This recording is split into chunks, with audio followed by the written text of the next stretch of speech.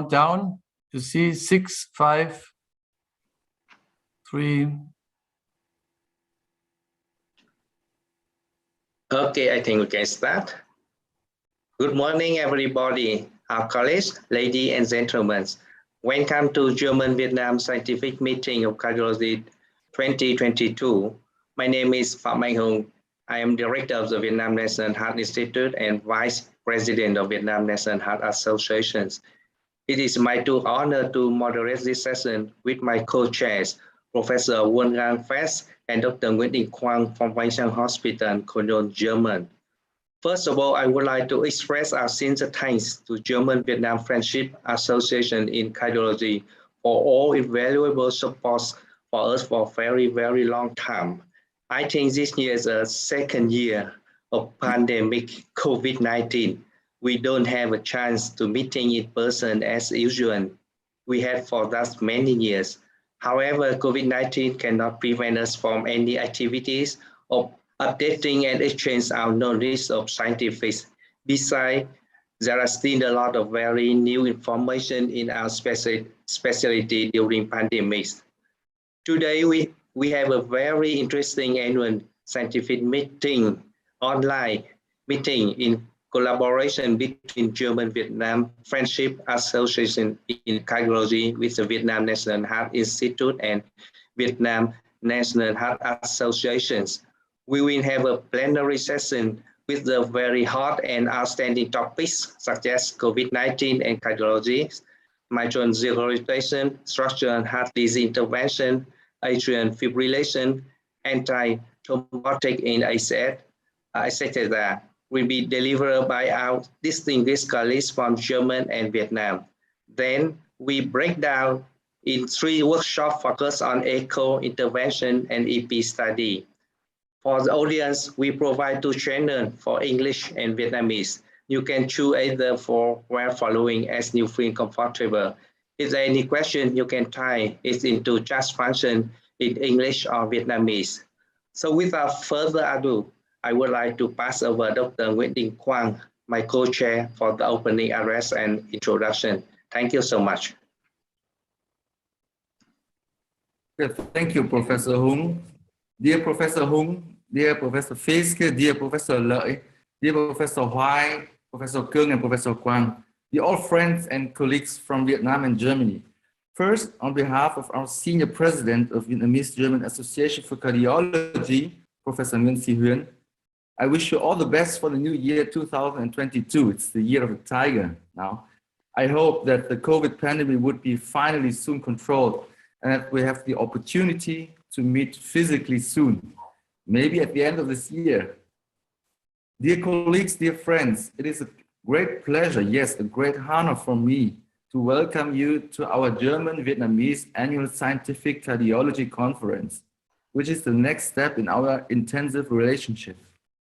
Since more than 20 years, the DVFK, the German-Vietnamese Association of Cardiology, has developed a continuous clinical and scientific cooperation between both countries.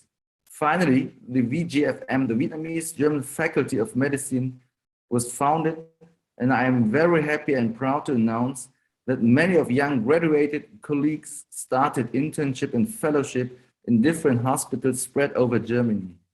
They would be worthwhile colleagues in Vietnam as well as in Germany, especially the relationship between the St. Vincent's Hospital Cologne and Bach Mai Hospital in Hanoi with the National Heart Institute has an outstanding character. Over the last several years, our collaboration in modern diagnostic and therapy of cardiovascular diseases develops from a scientific exchange to an intensive familiar cooperation. We become really friends, and through this friendship, we could share our knowledge, especially echocardiography and invasive electrophysiology, in the most effective way. This year, the next step is reached in installing a 3rd parallel session in which we discuss complex cases in interventional therapy of coronary artery disease and structural heart disease. I hope that this friendship and fruitful collaboration will continue and grow, and that your institution is keeping a center of excellence for cardiovascular education for the whole country. Finally, I wish us a great conference with excellent presentations, exciting discussions, and interesting practical sessions. Thank you very much. So I can lead to Professor Fiske. Good morning, everybody in Vietnam and in the few people also in Germany. I'm very happy that we can open this conference now. This is a tradition, and as we discussed already before the opening now, we are not very happy that we still must do it online and not in reality. This is a practical meeting, and as Dr. Nguyen has already expressed, this is a friendship, and a friendship only by computer technology is not really handsome. So we hope that at the end of the year, as we did it before all the years already, we can visit you again, and vice versa. That means you will visit us in Cologne, and we go together to the Hofbräuhaus in Munich. So to be more honest now, we can only add the information to that what Dr. Nguyen said already, that during the years we have established a very good cooperation in terms of close contact by assistants who came over to us in from Bach-Mai Hospital and from Hue to the Vincent's Hospital, and we are very proud this medical faculty in Ho Chi Minh City was established, and that so many students came over and passed their examination so that they can go on work in Germany. But all that is a little bit stopped now, and let us be optimistic for the future. So if you agree, we should start the program. Is that okay for all? Or is there another speaker before we start? Quang? No, we can start now with the session. We can start the session, and I'm very happy that we have a first speaker who is, first of all, the son of Irmtraut Kruk, and everybody knows her very well from our community, because Irmtraut Kruk is very famous in Germany. She has written the earliest book and continues to write the books on echocardiography and practical work in Germany. And she has been working a long time in Berlin, and now he has returned. I don't know if she is still there. And her son is really directly in this tradition taken over a very difficult topic. And I'm very happy, Dr. Kruk, that you will give us an overview on COVID and cardiology in Germany. Very much. Thank you very much, and we're looking forward to your talk. So I hope you can see my presentation, and thank you for the kind introduction and the possibility to present some data to COVID-19 and cardiology in Germany. As you mentioned, my name is Sebastian Kruk, and I work at the Kardiozentrum Ludwigsburg-Bietigheim, which is close to Stuttgart. As you see on the slide, it's in the southwest of Germany, and a little further away from Cologne. We have some stormy winds tonight, as you have probably as well. So I hope my internet broadcast will be good and you can hear me. Ludwigsburg is best known for its huge castle. It's over 300 years old, and right around the corner from this castle is our big county hospital. And this is the one on the bottom is the building of our private practice, and we are 10 cardiologists and working on all 3 floors, and have a second department in Bietigheim, which is giving the name. And so we are not a clinic, but we are a little bigger than a usual private practice. When Wolfgang Fiske asked me a few weeks ago if I could take a talk about COVID-19 in this session, in the end he told me, yeah, and there's one other thing. Your presentation will be at 4:20 in the morning. And of course, it's not as bright as you've seen it now. It looks more like this. I took this picture last evening, but my spontaneous reply was, well, Wolfgang, that's no problem, because I have 2 little boys, keep me awake anyway all night, so don't worry. There's much general information about COVID-19 available. So the focus of my talk will be on COVID in Germany, where we stand as a population, some primary data of studies from Germany, and the view of a practitioner, as I am, on the pandemic, the very acute and severe cases, which we have in Germany, of course, as well. I will not emphasize so much on them. So let's start with the data on Germany. As you can see here, we have this graph with orange bars, with the orange line, which stands for new cases, blue line standing for death, and green for hospitalizations. And you see the years 2020, 21, and 22. On the left-hand side, this belongs to the orange and blue line for cases and death, and the right axis to the hospitalizations. And you see in the first wave in early of 2020, we had only very few cases, very few deaths, and got quite well through the first wave of the pandemic. But this changed with the second, third, and fourth wave. As you can see, a lot higher numbers of hospitalization rates, and as well as deaths in the blue line. And now in the end of this graph, or on the far right of this graph, you see this steep incline in new cases, but the death rate stays low, and we hope it will stay low, and the hospitalization rate is also not increasing very much. I will come back later on this. And this is the actual or recent numbers of our Robert Koch Institute, which collects all the data from the pandemic. And you see on the left the confirmed cases, total cases. Yes, just yesterday was 220,000, and in the bracket numbers are the total numbers of Germany, and we have right now about 3,650,000 active cases in Germany.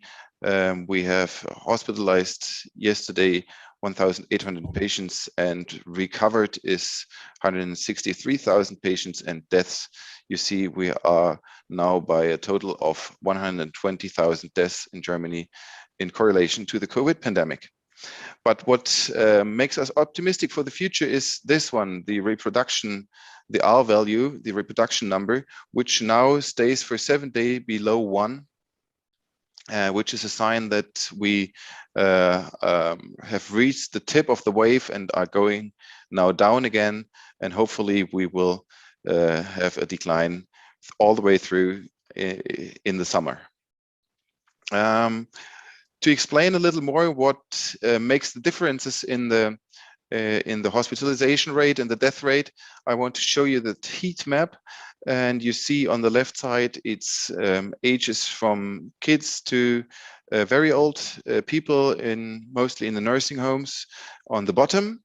And bright yellow is very few infections, and dark red is lots of infections. And you see in the first wave, we had mostly infections in the nursery homes, and as well as in the second wave, which makes that increase in death I showed you as 2 slides before. And now, as we go in the Omicron wave, we have mostly infections in the kids. You see here from 0 to 19, and their parents are infected now. So we have like a ping pong between kindergarten and school, and their parents. The risk group from over 60, people who are over 60 are not so infected at the moment now, but we will see if that happens in meantime. And I want to go over to the first study I want to show you, and this was the COVCAT study from Professor Ney from the University of Gießen, which is in central Germany, a state called Hessen.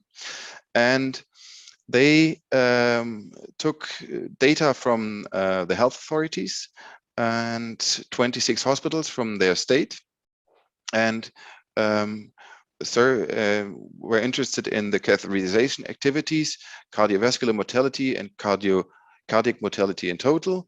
And they took the time frame from the very strict lockdown in spring of 2020. This was a time period of about 5 weeks in March and April, because he and his colleagues saw a decline in catheterization activities because the people didn't go into the hospital. They were afraid of hospitals or meeting other people, so they all stayed at home. And when you see the actual numbers, the catheterization activities decreasing from over 3,000 to 2,000, and respectively the other numbers down here, we had a decrease in the catheterization activity by 35%, and an increase by 8% of cardiovascular mortality, and increase in cardiac mortality by 12%. And this, I was quite surprised, because when I talked in May of 2020 to the head of our cardiology department from our hospital, he told me before this paper was released that they had about a third less catheterization activities, and they saw some people or some patients now coming in with former myocardial infarction. And in June, this was my first patient coming to my private practice, reporting of shortness of breath. And when I did the echo, I asked him, well, have you had any chest pain in the last weeks, months?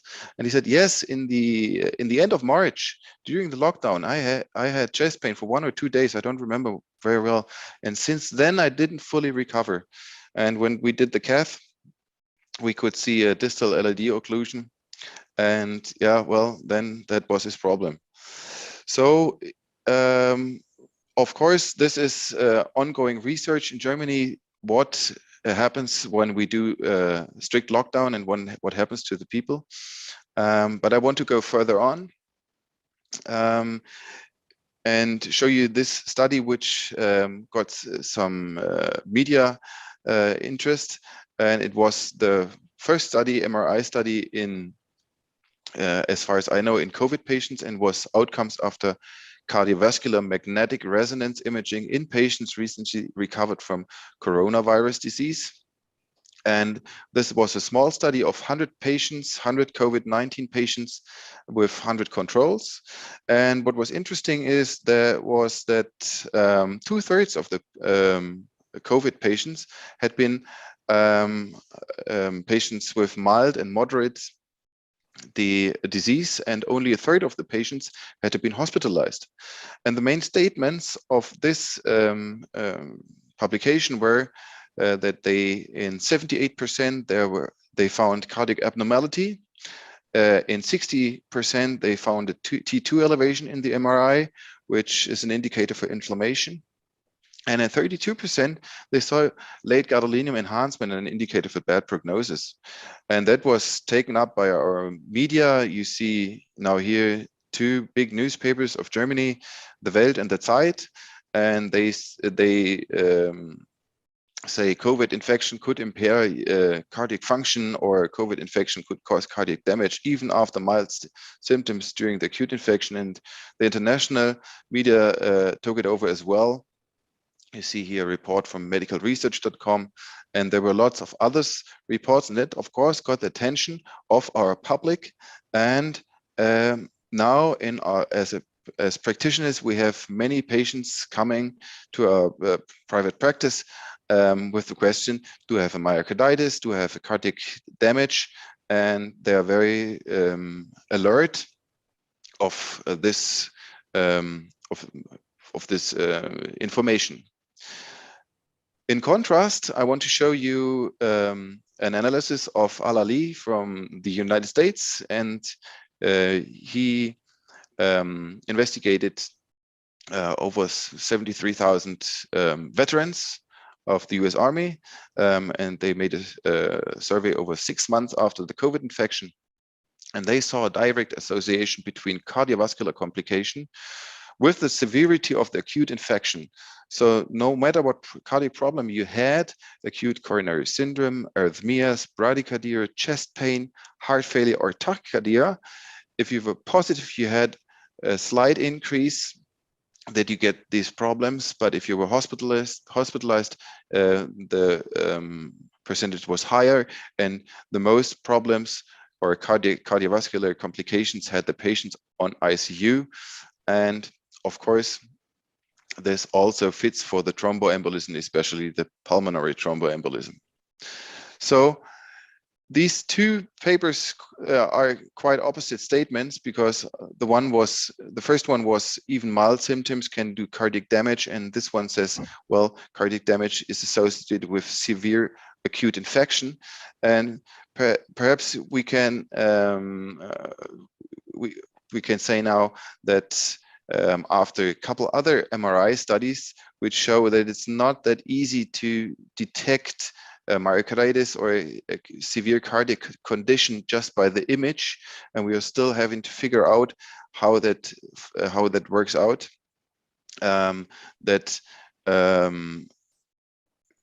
Serious cardiac complications remain rare, and the severity of the acute infection is very important for that. Coming back to Germany, and I want to show you the rate of vaccination, because that's a big issue now in Germany. On the red line, you see the overall population, and we reach now a vaccination rate of about 75%. But what is more important is the top blue line, the dark blue line, and this is the population 60 years and older, and they only reached a vaccination rate of below 90%.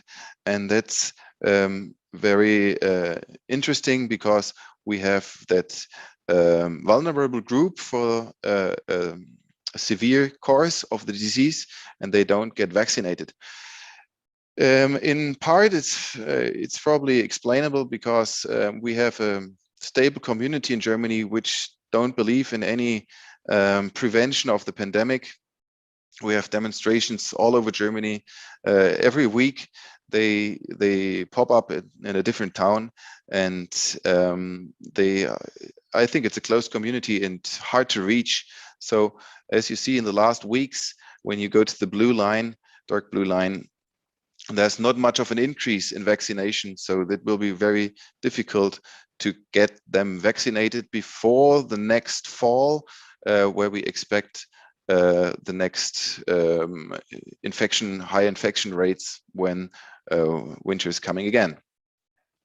And now we switch to my private practice again, and I want to show you these 3 echo videos from my very recent echoes. They are all from the last 2 weeks, and all 3 report of shortness of breath. And I want to ask you now, take a close look. You don't have to answer, of course, but I'm curious if you find it out. Which one is the critically ill? Is it the one on the top left, on the bottom, or on the top right? I want to apologize for the low image quality of the top right, but I didn't get it better. I think you still can see some hints. But to keep it a little more interesting, I want to come back later to that and resolve that question. And for now, I want to show you some insights what for the practitioners in Germany, what is important for us. And this is nicely summarized by Nalbandian et al. in this slide. So you see the acute infection on the left-hand side, and then we have the acute infection for 1, 2, 3, perhaps 4 weeks, and then we have the post-acute infection time, where the patients report a fatigue, dyspnea, as well as palpitations and chest pain. And these patients we see a lot, and they come 6 to 12 weeks after the infection and still have symptoms, and are concerned now, of course, as well by the media report that their heart has some damage. And in Ludwigsburg, we founded a long COVID network, which is founded by the practitioners from the primary care physicians over the cardiologists, the pneumologists, recreational medicine. We have everything on board, and because we wanted to offer our population some help, it was necessary because strict rules of the health authorities closed the outpatient clinic for long COVID from our local hospital. There was some regulatory problem, and they had to close it. And now we try as practitioners to send us the patients to help them when they have a special problem. So when the primary physician needs help for a cardiologist, he can go to this homepage, and on the top you see some links, and then you can download a sheet what we need as a cardiologist before you send them to us, and then the primary physician can make some crosses and some information for us, and then we guarantee that we give them a short appointment, so they get at least some information from the specialty departments like cardiology about their patients. And therefore, I want to show you a very recent study from Hamburg, the Hamburg City Health Study COVID program. And they did a multi-organ assessment of mainly non-hospitalized individuals.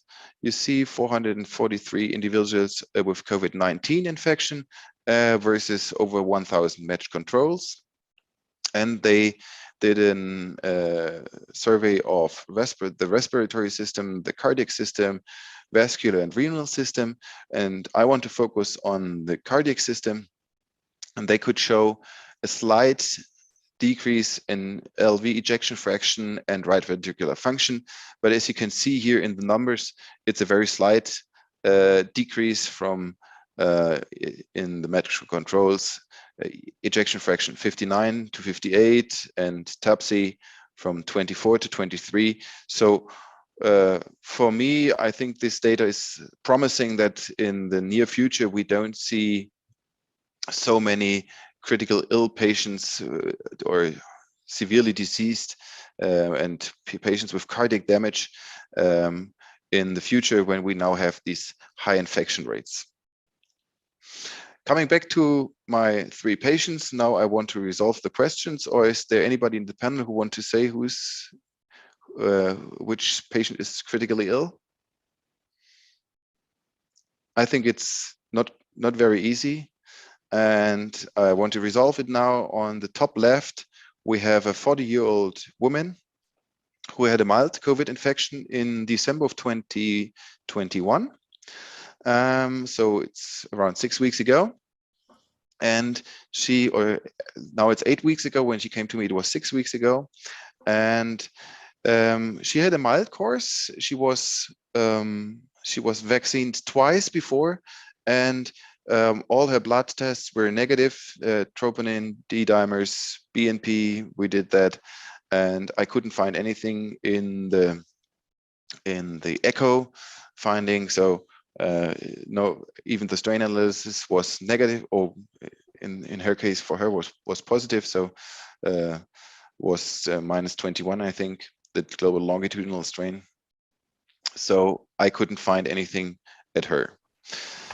The one on the bottom is a 26-year-old male, interestingly, after booster vaccination. So no COVID vaccination, but having quite severe symptoms, or reporting about quite severe symptoms. He had chest pain in the beginning, and this the booster vaccination was 2 weeks earlier of the exam, and for him as well, all the blood samples, blood tests were negative, and he had a good ejection fraction, strain was normal, global longitudinal strain.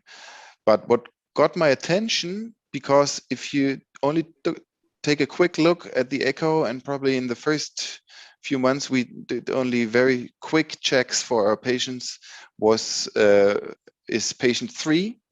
She's a 42-year-old woman who had a COVID infection in October of 2020, so 1.5 years ago. And she had problems for 4 months or so, and then she went to she took part in an investigation of the University of Ulm, which is a city southern of Stuttgart, and they invited her, and they took some blood samples, and the next day they called her and said she had to come back because the D-dimers were positive.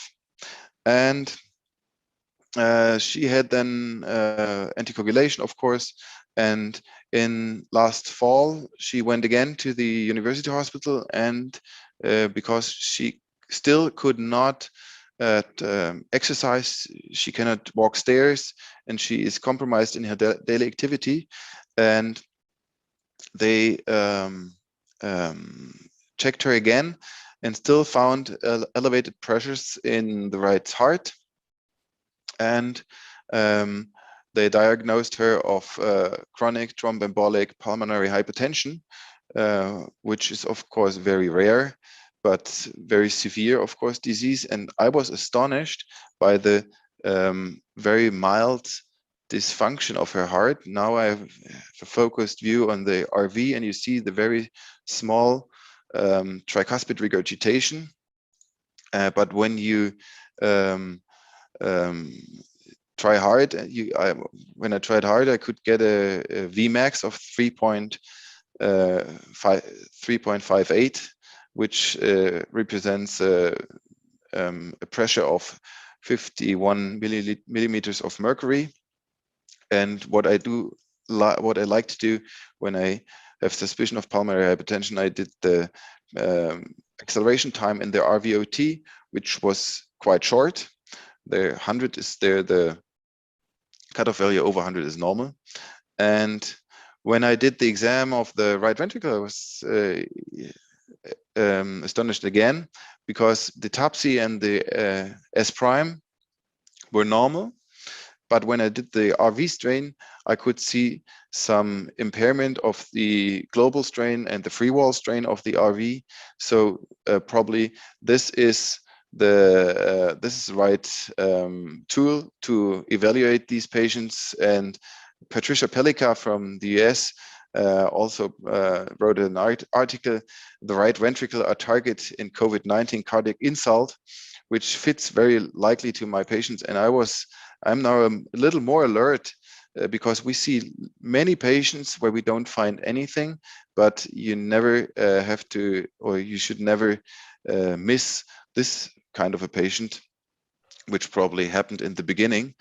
She came to my private practice 3 weeks ago when her new family doctor wanted to know if that operation had to be done, or if we could do some intensive INR warfarin therapy with her, and then she wouldn't have to be operated.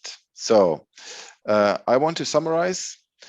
As of now, Germany has high COVID-19 infections in January here in 2022. A high COVID infection rate, but low numbers of patients in ICU and a low death rate, and we hope that stays like this. What we fear is that could change in the next winter, because we still have over 3 million elderly people unvaccinated, and cardiac dysfunction often occurs in the course of a severe COVID-19 infection, especially in the elderly patients. Practitioners as me in Germany are confronted with numerous patients with suspected long COVID, And we have to separate which one is critically ill and the many which luckily don't have that problem, and the detection of the right ventricular dysfunction remains a challenge. And I thank you for your attention and hope you have some questions for me.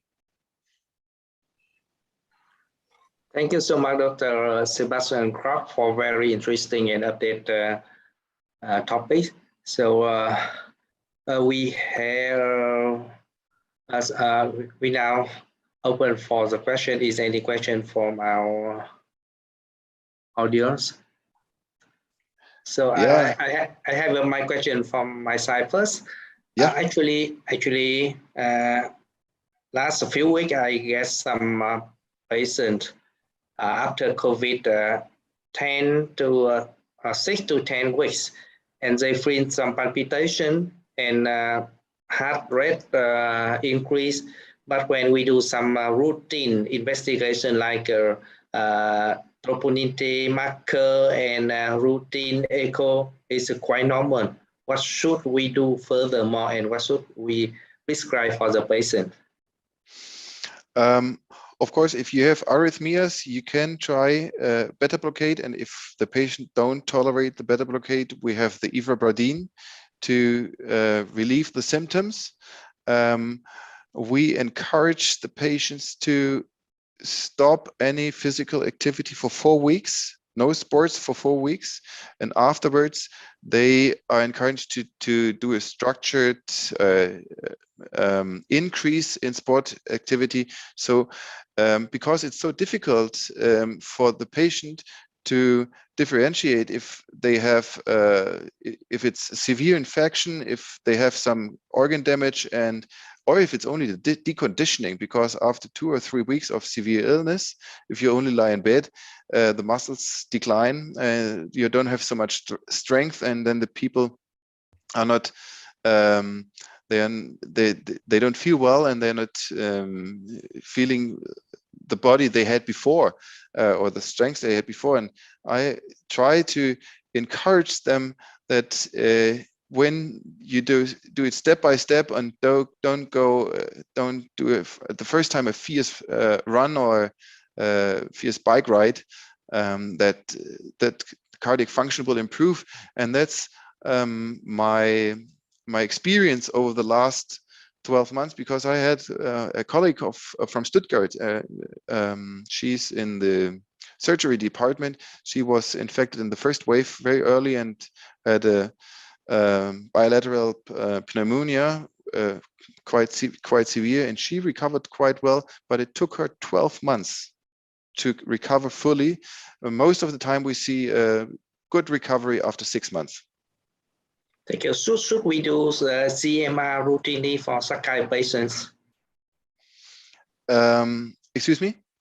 Should we do CMR on a routine base? I don't Yeah. think so. And this is we have a guideline for Germany where it's written quite nice, and they say as well, don't do CMR on a regular base. Only do a CMR if you have echocardiographic findings which are not normal, and only send these patients to a CMR. Thank you. Professor Lợi, you have a questions, please. Yes, thank you, Dr. Krok, for your very, very important talk.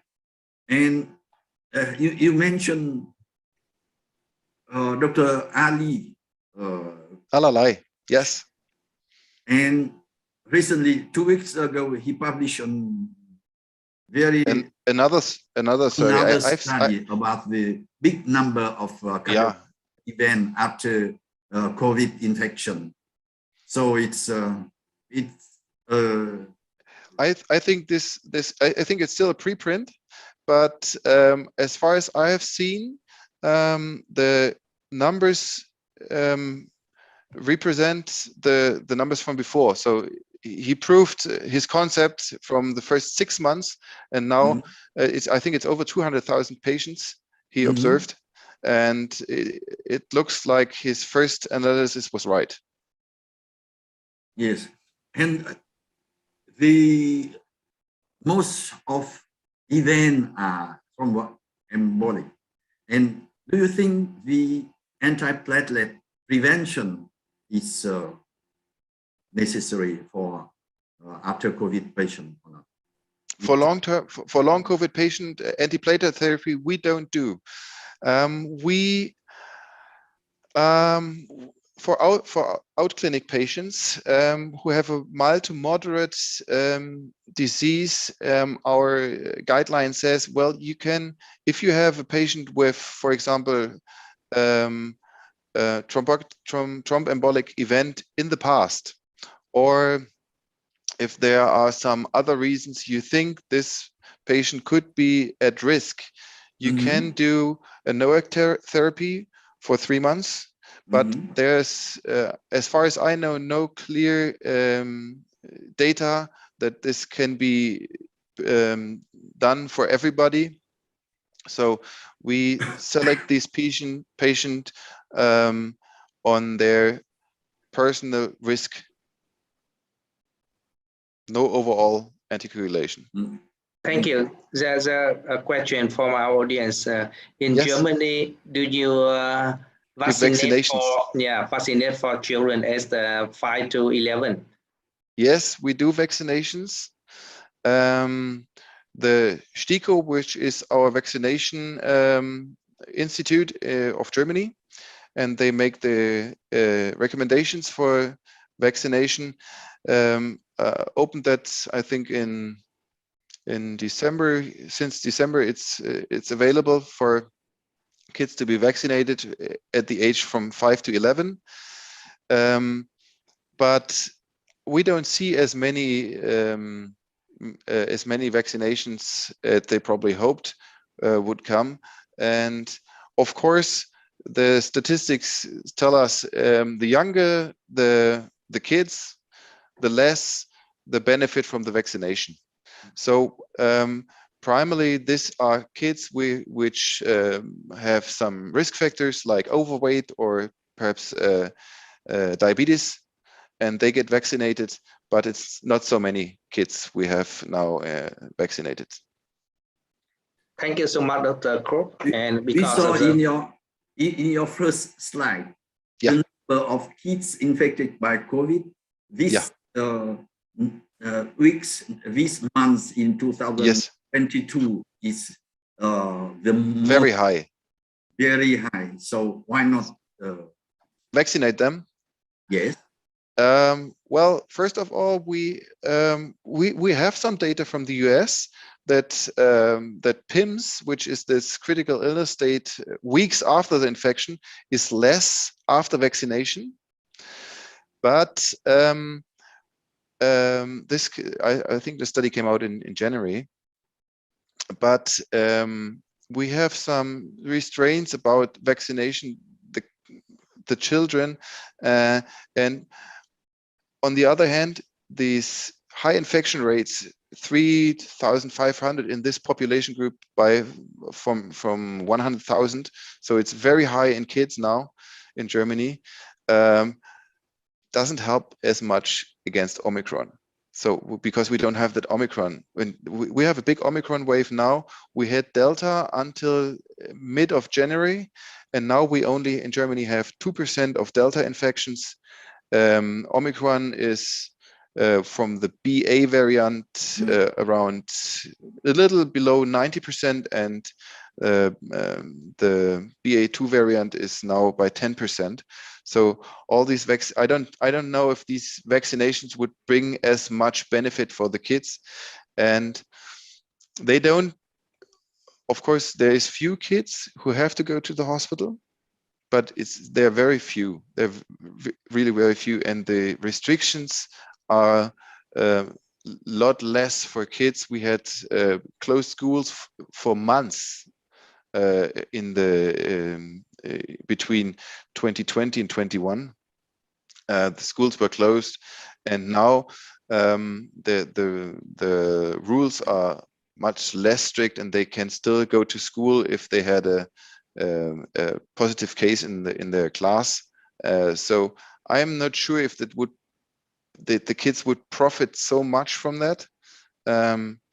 But of course, it's available, and everybody who wants to get the vaccination can get it. I had numerous discussions with our staff, which have small kids, and should I vaccinate them, or should I not? And I always say, well, it seems to be very safe, this vaccination. We have information about mRNA therapy for years, not for vaccines, but other therapies.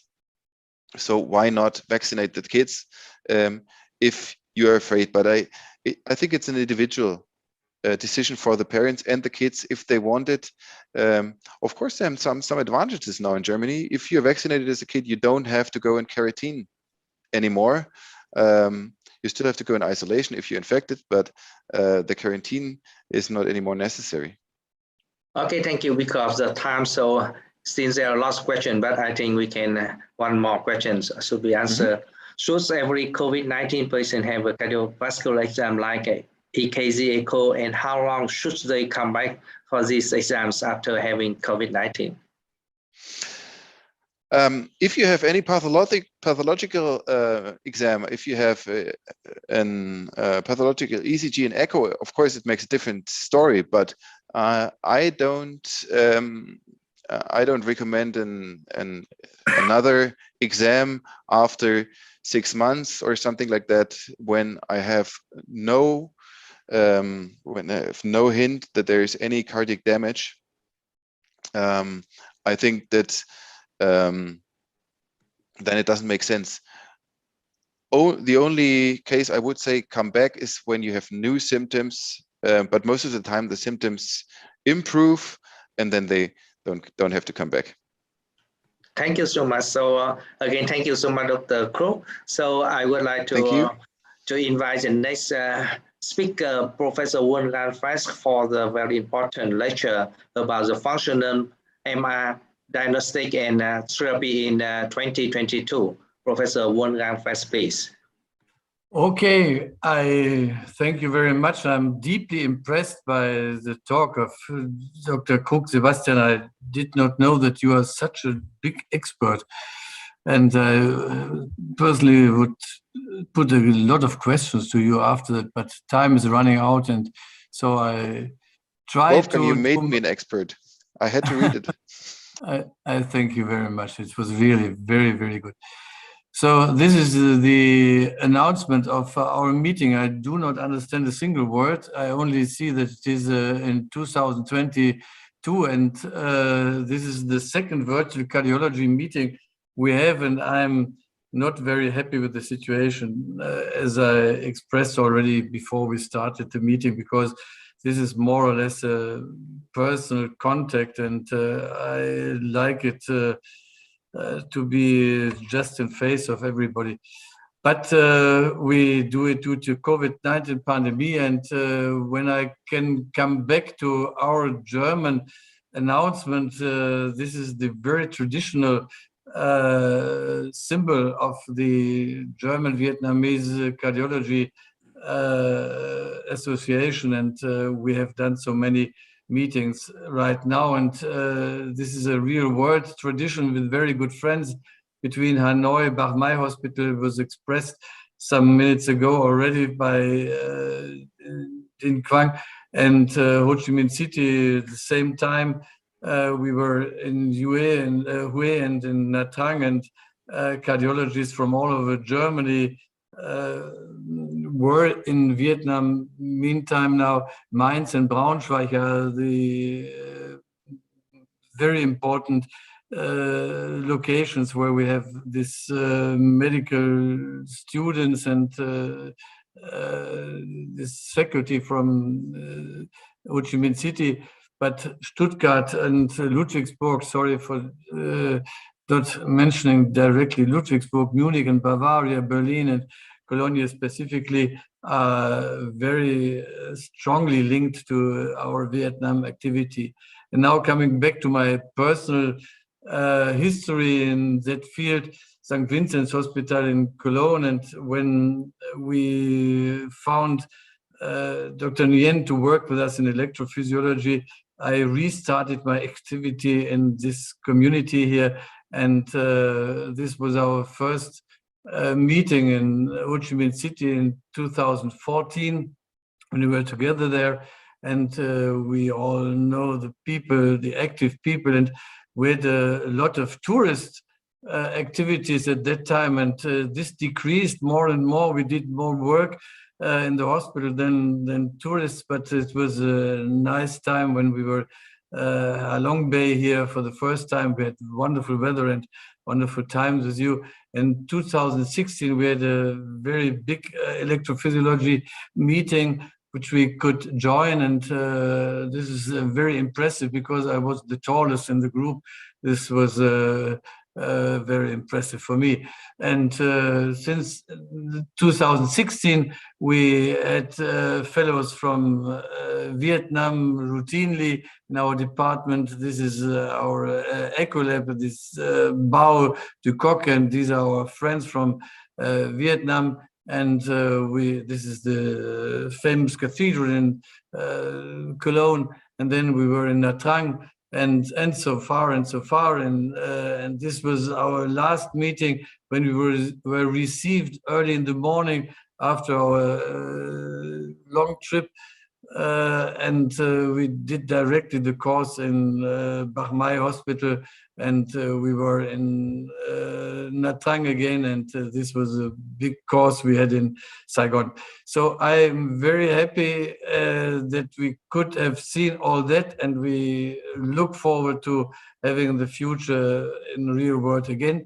I changed my job, I retired, and Professor Maltesini will join us today as for the last meeting already. And I changed over to the Department of Cardiac Surgery. I had a wonderful echo lab with all you need for echocardiographers, and specifically a nurse which accompanied me. And now I mentioned it already, I've turned over to Aachen. And I was asked at my age, I'm born in 52, to be now director of a cardiology department, but this is only a commissionary way because we are looking for the next director to do the job after me. Okay, more important is that we are organizing the biggest German meeting on echocardiography every year, and this was in 2020. It was a virtual meeting, but last year again we had a hybrid meeting, and which is important is the German Society of Cardiology, which is our cardiology society of all Germany, has integrated our meeting, and we are not any longer exclusively for echocardiography. It is called now cardiac imaging, so it is including also magnetic resonance and CT and nuclear medicine. It is very interesting. It's a big challenge for everybody, and we know that in the next year or this year we have still 257 days left. And the question is, when will our Vietnamese friends take part again with us? Now, this is the program of today, and I have from 10:40 to 11:10, I have the task to talk about functional mitral regurgitation diagnostic and therapy in 2022. This is really interesting because this is the main topic of interaction between surgery and interventional cardiology. The functional mitral regurgitation has been addressed by the all know that by co-opt study and by MITRA FR study, which gave extremely discrepant results in terms of really doing well for the patients.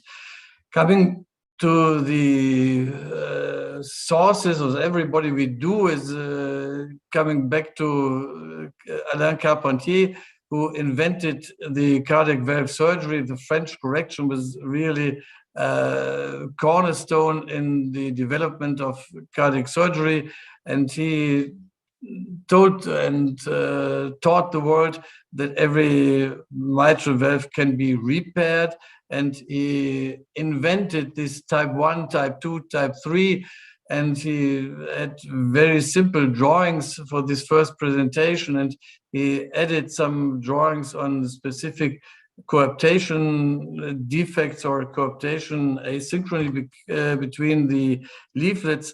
And it is really surprising, and this was a young Alain Carpentier.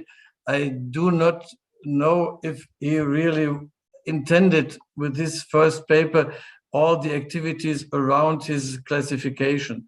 I personally believe that this classification could not be used for every mitral valve disease, but the world tries to do it.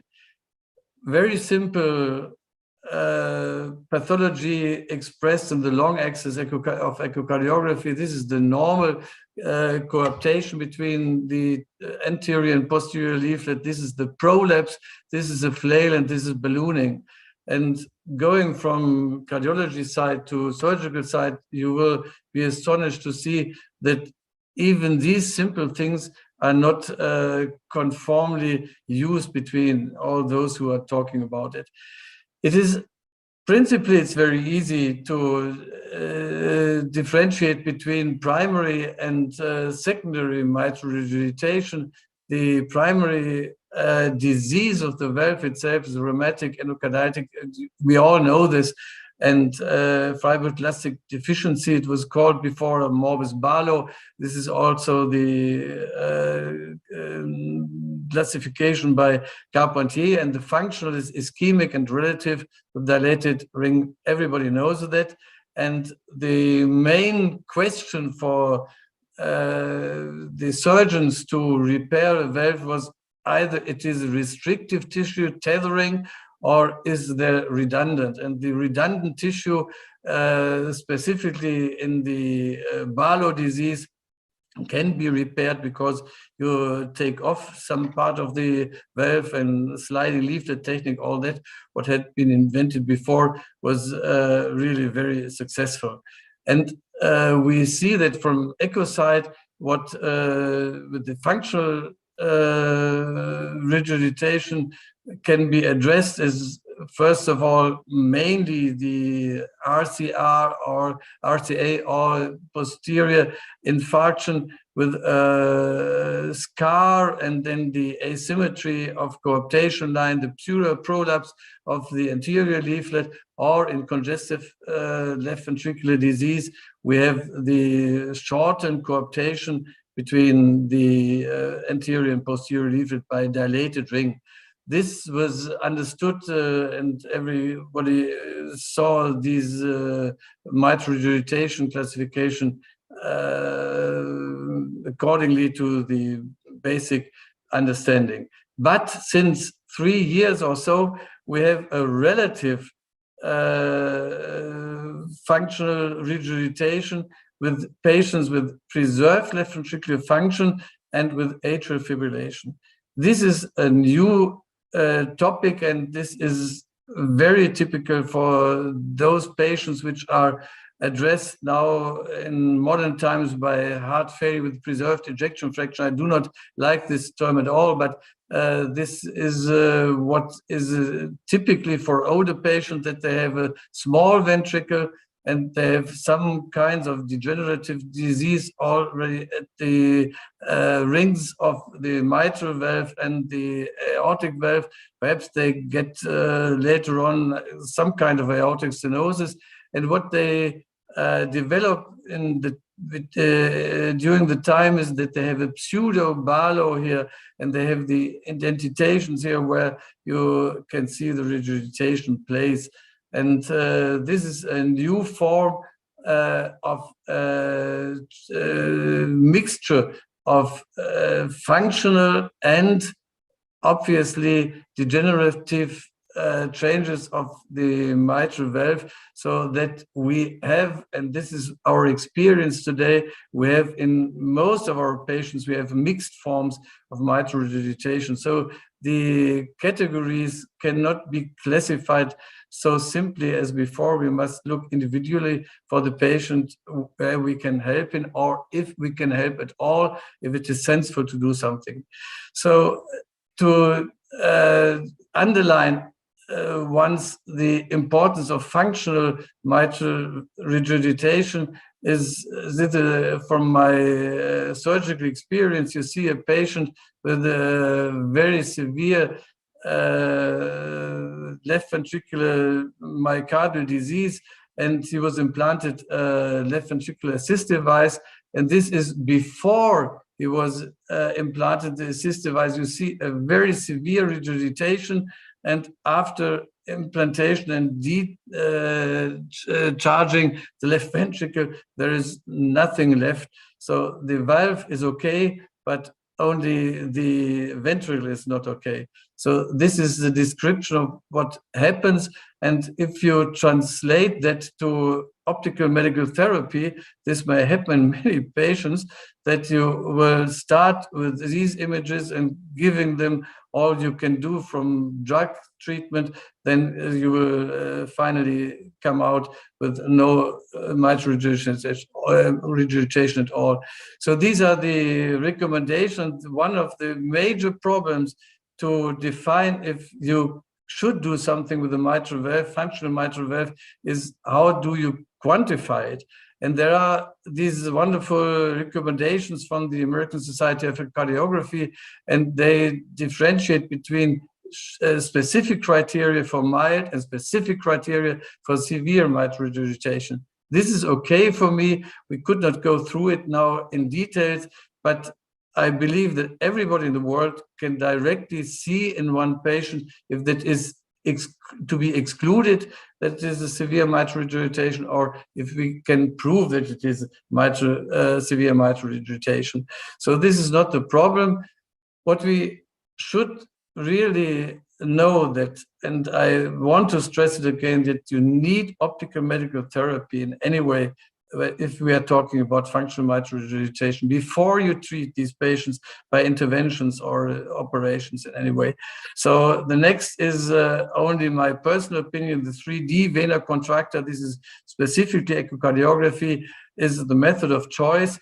You must look for the hole in the valve, and all the PSAs or the calculation of regurgitation fraction or regurgitation volume are very sensitive for mistakes or for difficulties in measuring these milliliters or whatever you're looking for.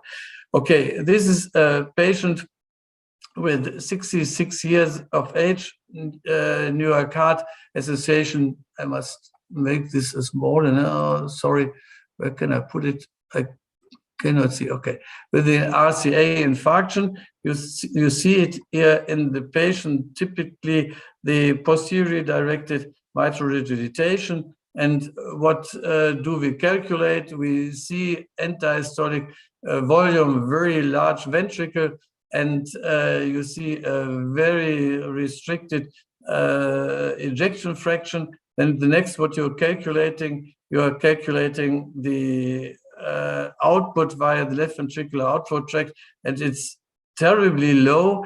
And you see from these two examples directly that all calculations of regurgitation volumes and so far is very critical. These calculations, the numbers that have been written down for two big studies that I've mentioned already are ridiculous in sometimes. And then you are measuring the low blood pressure, and then you get some PISA ideas, and you have a regurgitation flow of 130 milliliters. This depends, of course, on the large ventricle and the PISA method at all, but that underlines that it is very difficult to calculate numbers for these patients.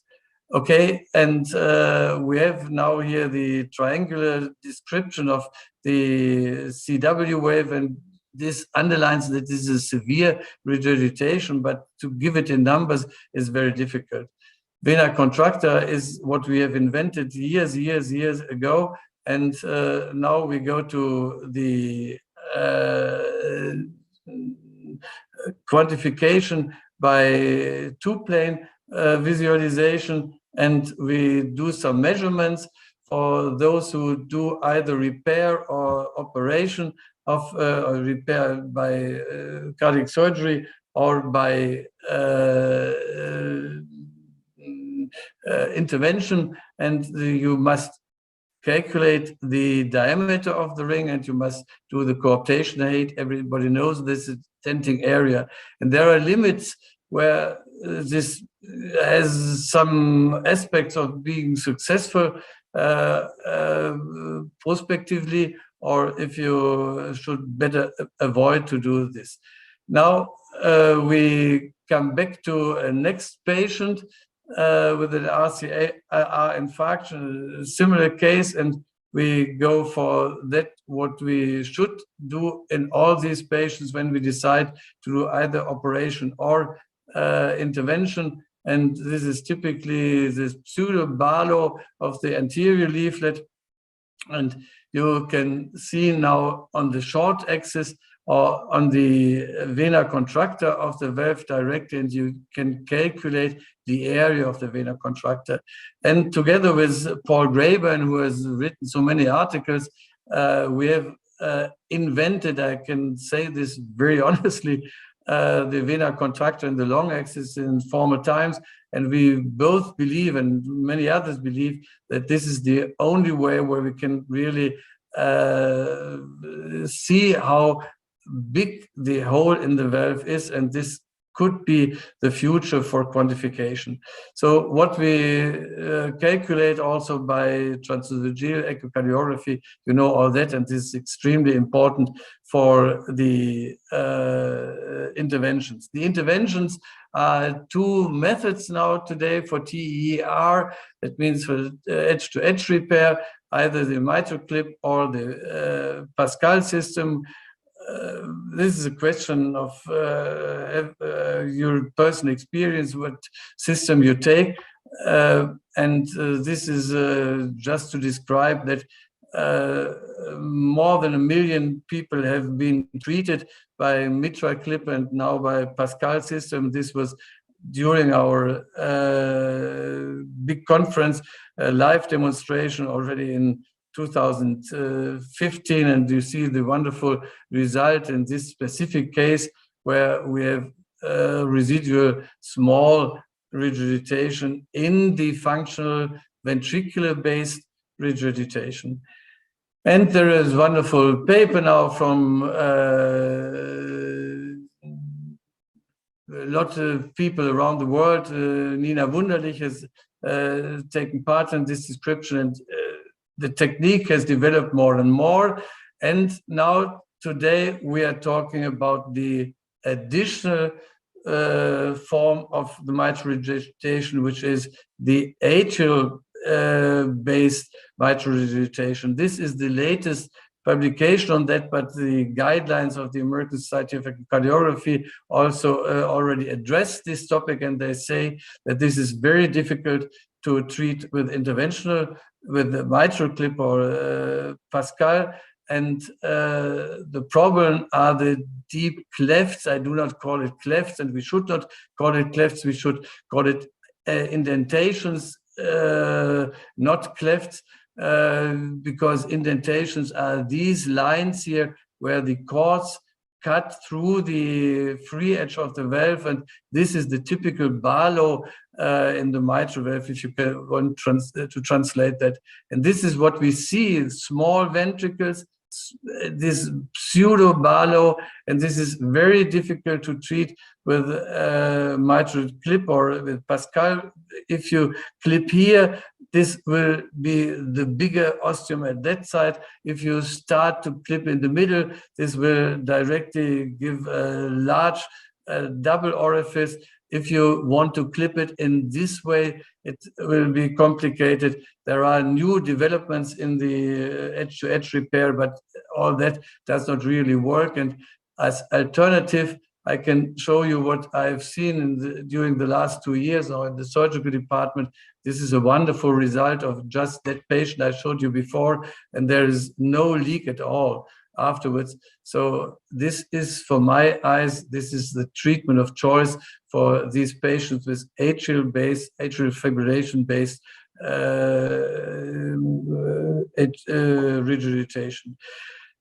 For summary, I get some messages. Most of the cases show mixed forms of mitral regurgitation. Today, the 3D vena contractor is best method for mitral regurgitation quantification approach. This is my personal opinion, but there are lots of people believing the same thing. Atrial fibrillation induced, not fully understood, because we do not really know if in these patients the mitral regurgitation is really severe, and if we help these patients when we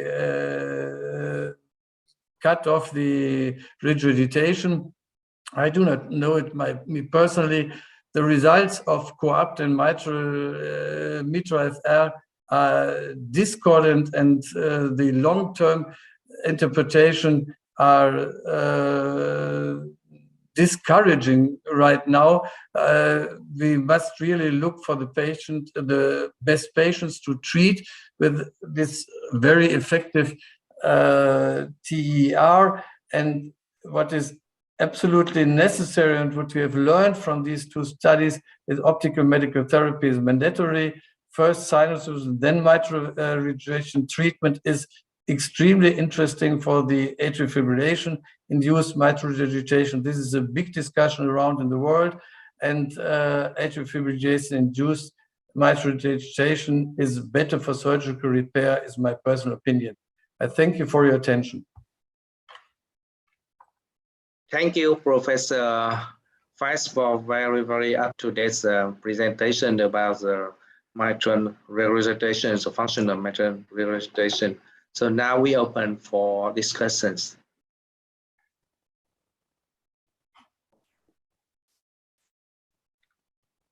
Everybody has understood what we are talking about. I think so. So, Dr. Hoai, please. Thank you very much, Professor Wolfgang Fest, for the wonderful presentation. Would you please give a few comments on the atrial functional MR? Is there any difference from other phenotype of functional MR in terms of indication of the treatment? For example, is severe pulmonary artery hypertension in atrial functional MR a contraindication to mitral intervention? Thank you. Can you hear me? Yes, okay. I have some problems with my visualization, okay, but I will have it. Primary hypertension is, of course, one part of the whole story of HFpEF. And if we have atrial fibrillation, we have small ventricles, and we have hypertensive heart disease, and this goes back to diastolic dysfunction, this goes back to post-capillary pulmonary hypertension, of course. I believe if we start to stop the circulus vitiosus by the first treatment of the myocardial disease, and then the second consequence of this disease is the atrial fibrillation, it would help, because the pulmonary hypertension is not a contraindication against treating the mitral regurgitation. It might be too late if we treat then mitral regurgitation, but there's just that problem that we really do not know just intellectually if the regurgitation and atrial fibrillation is really severe. This is a problem. We see it, and we see a large left atrium, And we really do not know if we help the patients by treating the mitral regurgitation. The problem is that in the past, and in co-opt study also, this is this disproportionate patient group, which Paul Graeber mentioned all the way along. We really do not know if the regurgitation is a small ventricle. It can't be a severe regurgitation. This is what we believe. And together with Frank Flaxkamp, we are evaluating all those patients, what I've seen now during my last 1.5 years, and we combine it to others, to find out what happens to the left ventricular ejection fraction after cutting the mitral regurgitation. And we see that the cardiac output increases after treating the mitral regurgitation. But this is brand new. We really do not know for the moment if we really help the patients with or without pulmonary hypertension if we treat the mitral regurgitation. This is very difficult to decide. Thank you. Thank you so much. So I myself have a question for you. I am impressed a lot with the presentation about the AFib-induced MR. But we have some patients like this with ischemic heart disease and heart failure, and also have AFib with the severe MR. So should we approach by the strategy of the AFib ablation or doing mitral clip, or we do both for those patients? I've been working with the surgeons now, and for the surgeons it's very easy to ablate the patients or to cut off the lung veins or isolate the lung veins and doing the mitral repair at the same time. But mitral regurgitation in congestive left ventricular disease is completely different from, and the surgical options in the ischemic mitral valve disease, mitral regurgitation, or in congestive heart failure, left ventricular disease, the results are not very good. So they implant better artificial valve, biological valve, and the results of having an implanted biological valves and then at the same time to try to treat the atrial fibrillation, the results are not so good. So we must decide it individually, and the guidelines are very, very good, and we have lots of experience that below an ejection fraction of 30%, no surgeon should do the job.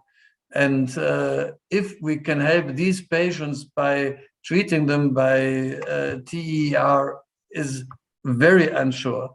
The problem of atrial fibrillation in this patient group is of lower importance than for those who have this typical HFpEF situation and they have developed by long persistent or paroxysmal atrial fibrillation, this mitral regurgitation. So atrial fibrillation in congestive heart failure is the end of the ladder. You cannot do very much for these patients with atrial fibrillation.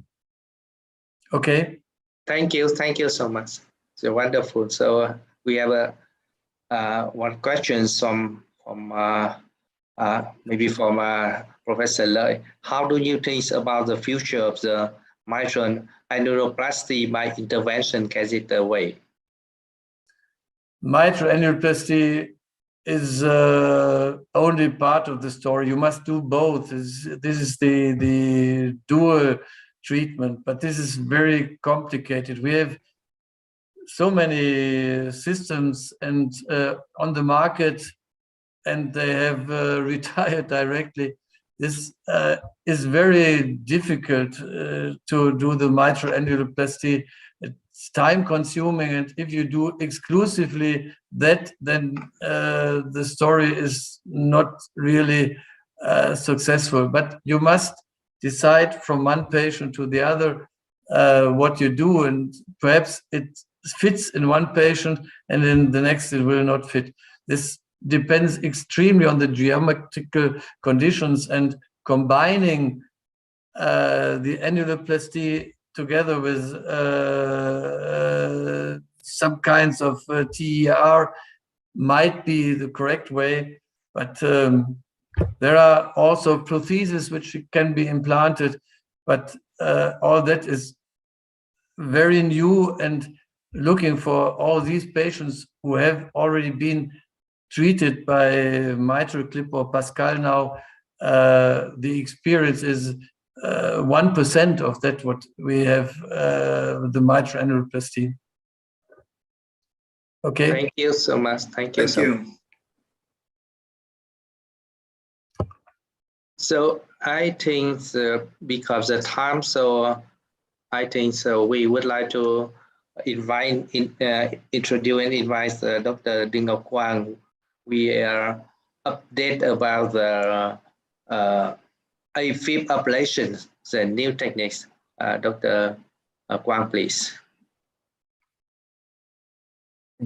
Wolfgang, kannst du deinen Bildschirm kurz wenn ich wüsste, wie... Da oben kannst du stoppen. Einfach auf Stopp.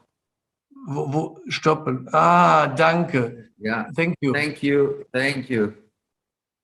Thank you. Everything is okay now? Everything is okay. Wait, need a second. Okay. This is my slide.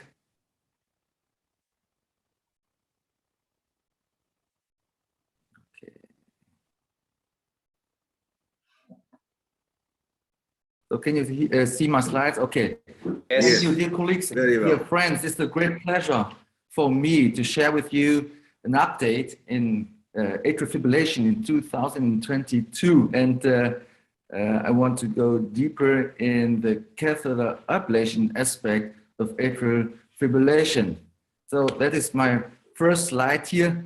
This was our annual meeting in Hanoi, and it's more than 2 years ago. I cannot believe that. You see here, we are a family here from Germany and Vietnamese, and you can recognize here all the important professors and friends here, and it's really, I hope that we can meet each other physically very soon. So first, I want to give you some short insight in actual topics of atrial fibrillation. And so we have to talk about the wearables or the ECG watches. And there's a nice study here from the German cardiologist, the so-called the B-Safe study. So the B-Safe study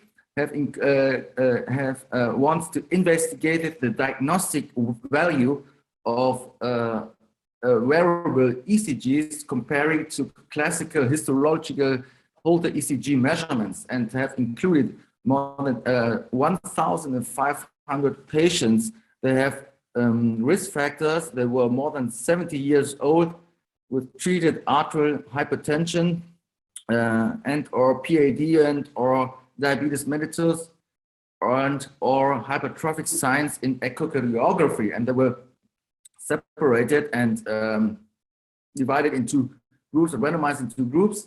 Atrial fibrillation detections via wearable ECG here in the cynical ECG and the Holter ECG, and observation time were 12 months. And you can see here that in more than 5% of the patients, one could detect atrial fibrillation. And important is this message here: the rate of atrial fibrillation detection is about two times higher and of the thumb ECG compared to the Holter ECG, so that the wearable ECG or ECG watches will become more and more important in detection and diagnosis of atrial fibrillation. So you all know the EAST-AFNet-4 trial. The EAST-AFNet-4 trial has shown the benefit of early rhythm control in atrial fibrillation. I want to here go a little more deeper inside in subgroup analysis, and here regarding the patients who were asymptomatic. Now, patients were asymptomatic. It's interesting to see that in this study, there were a large group of asymptomatic patients at baseline, about 400 patients, and they were also treated with rhythm control strategy. You see here, there's no difference between the strategy comparing asymptomatic patients and symptomatic patients. And important is to see that concerning the results, also the asymptomatic patients have benefit in early rhythm control group, and this benefit is it's similar to the benefit in symptomatic patients. So important is to regard that also asymptomatic patients in the EAST-84 trial can have benefit in early rhythm control. So we have a few data concerning first-line cryo, first-line PVI, and here is a nice overview of Leung et al. In the Europace last year have summarized 3 studies: the Stop AF, Early AF, and Cry First study, and have shown the high superiority of first-line cryo PVI comparing to the antiarrhythmic drugs. So that actually, or in the near future, so we can see here, this is we can see here maybe a change in the approach of atrial fibrillation. First-line management of paroxysmal atrial fibrillation. Is it time for the pill in the bin approach? No pill in the pocket, but pill in the pin approach. So, and shortly, the next big study was presented in the ESC last year. You all know that what's a DCAF2 study. These 2 studies have investigated the meaning of a substrate-based catheter ablation in patients with atrial fibrillation. This more than 800 patients were randomized. They have done an MRI and divided in 2 groups. The one group of the patients received the MRI-guided atrial fibrillation ablations here at the scar, to isolate the scar, and the others underwent only the pulmonary vein isolation.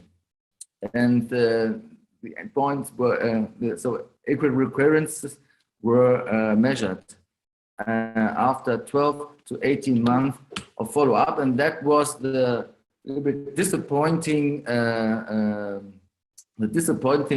results of this study. So there's no difference between patients who were treated with a simple PVI comparing to people with treated with complex isolation of atrial scar documented in the MRI. It's a little bit disappointing, but when you see in more detail in this study, one can note that in patients who have less than 20% of scar in the left atrium, and when you have isolated this scar, this patient can have a benefit after substrate ablation. So go more in detail in catheter ablation techniques in 2022. I want to show you two actual techniques in catheter ablation of atrial fibrillation. So the first product is the high power short duration ablation with radio frequency, and the second issue is the new power and new energy in form like pulse field ablation. So the classic ablation technology in electrophysiology, and so it's also in your center of EP, is the radio frequency ablation. So the high current density results in thermal heating. And you see here, applied since many years and based on clinical experience, and the standard radio frequency settings were 30 watts and from 30 to 60 seconds. So there are efforts to vary some radio frequency ablation settings. So one idea is to increase the power and decrease the duration, so that the high power short duration strategy was born. I want to answer here some questions like lesion geometry of the high power short duration ablation. What are for RF settings? Is the clinical impact and how's the safety profile? You see here, nice study here from the Hassager's group that the high power short duration RF applications resulted in similar lesion volumes, but significantly different lesion geometries when compared to standard setting RF application. You see here that here a normal standard application of 30 watts and 30 seconds. You see lesions is very deep, and with 70 watts and 15 to 70 watts and 7 seconds with a with a 15 to 20 gram of contact force, we have a very wide region, and the lesion is rather flat. It's not going too deep. So here's a short movie can show the difference. That is here the normal ablation with 30 watts. You see here there's a very slow slow development of the scar of the ablation point. It's going to the deep.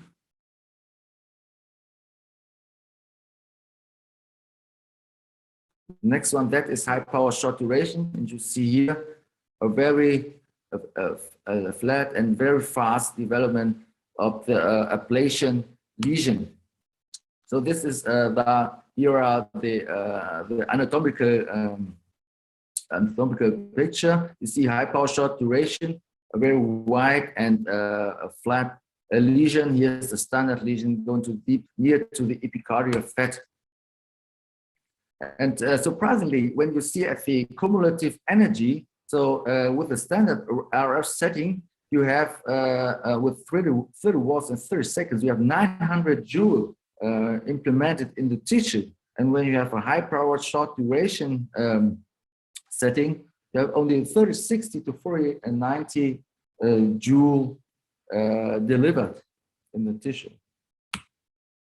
So here's another anatomical preparate showing the difference between high power short duration and standard ablation. You see here a very wide and continuous lesion here of the high power short duration comparing to a standard point by point ablation. And concerning the complication rates, there is a nice work from the DAYS group in Heart Rhythm 2019, shows the low complication rate using high power and short duration for atrial fibrillation ablations. And you see here the per procedure complication rates of the complications. You see here temperature 0.24, stenosis 0.014, fistula 0.12, and so the complication rate's not higher than in the standard catheter ablation setting. And concerning the efficacy, the group of Isabel Deisenhofer from Munich have shown a highly effective ablation success rate of high power short duration group compared to standard group, with a significant superiority of the high power short duration group in freedom of atrial arrhythmias. So, ladies and gentlemen, let me summarize for the high power short duration. The high power short duration and standard RF lesions result in significantly different geometries This can be ascribed to an overproportionally higher effect of convective cooling in standard ablations. In high power short duration ablation, resistive heating is more important than conductive heating. High power short duration lesions are larger and less deep. So, the clinical impact is that high power short duration lesion geometry is perfect for atrial ablations, especially for the PVI, because that you know that the wall, the left atrial wall is very thin. The high power short duration is probably not useful in ventricular ablations because there's no much depth in the ablation lesions, because sometimes in catheter ablation of ventricular tachycardia, especially in non-ischemic cardiomyopathy, you will have to go deep into the tissue. And the high power short duration causes large damage to extracardiac tissue. Clinical high power short duration applications show a good safety profile. Shortens procedure duration results in a favorable outcome, and study results favor high power short duration when compared to conventional RF ablation. High power short duration may become the future preferred setting in atrial RF ablations. And so that I think that the high power short duration setting will in the near future will spread over all the EP labs.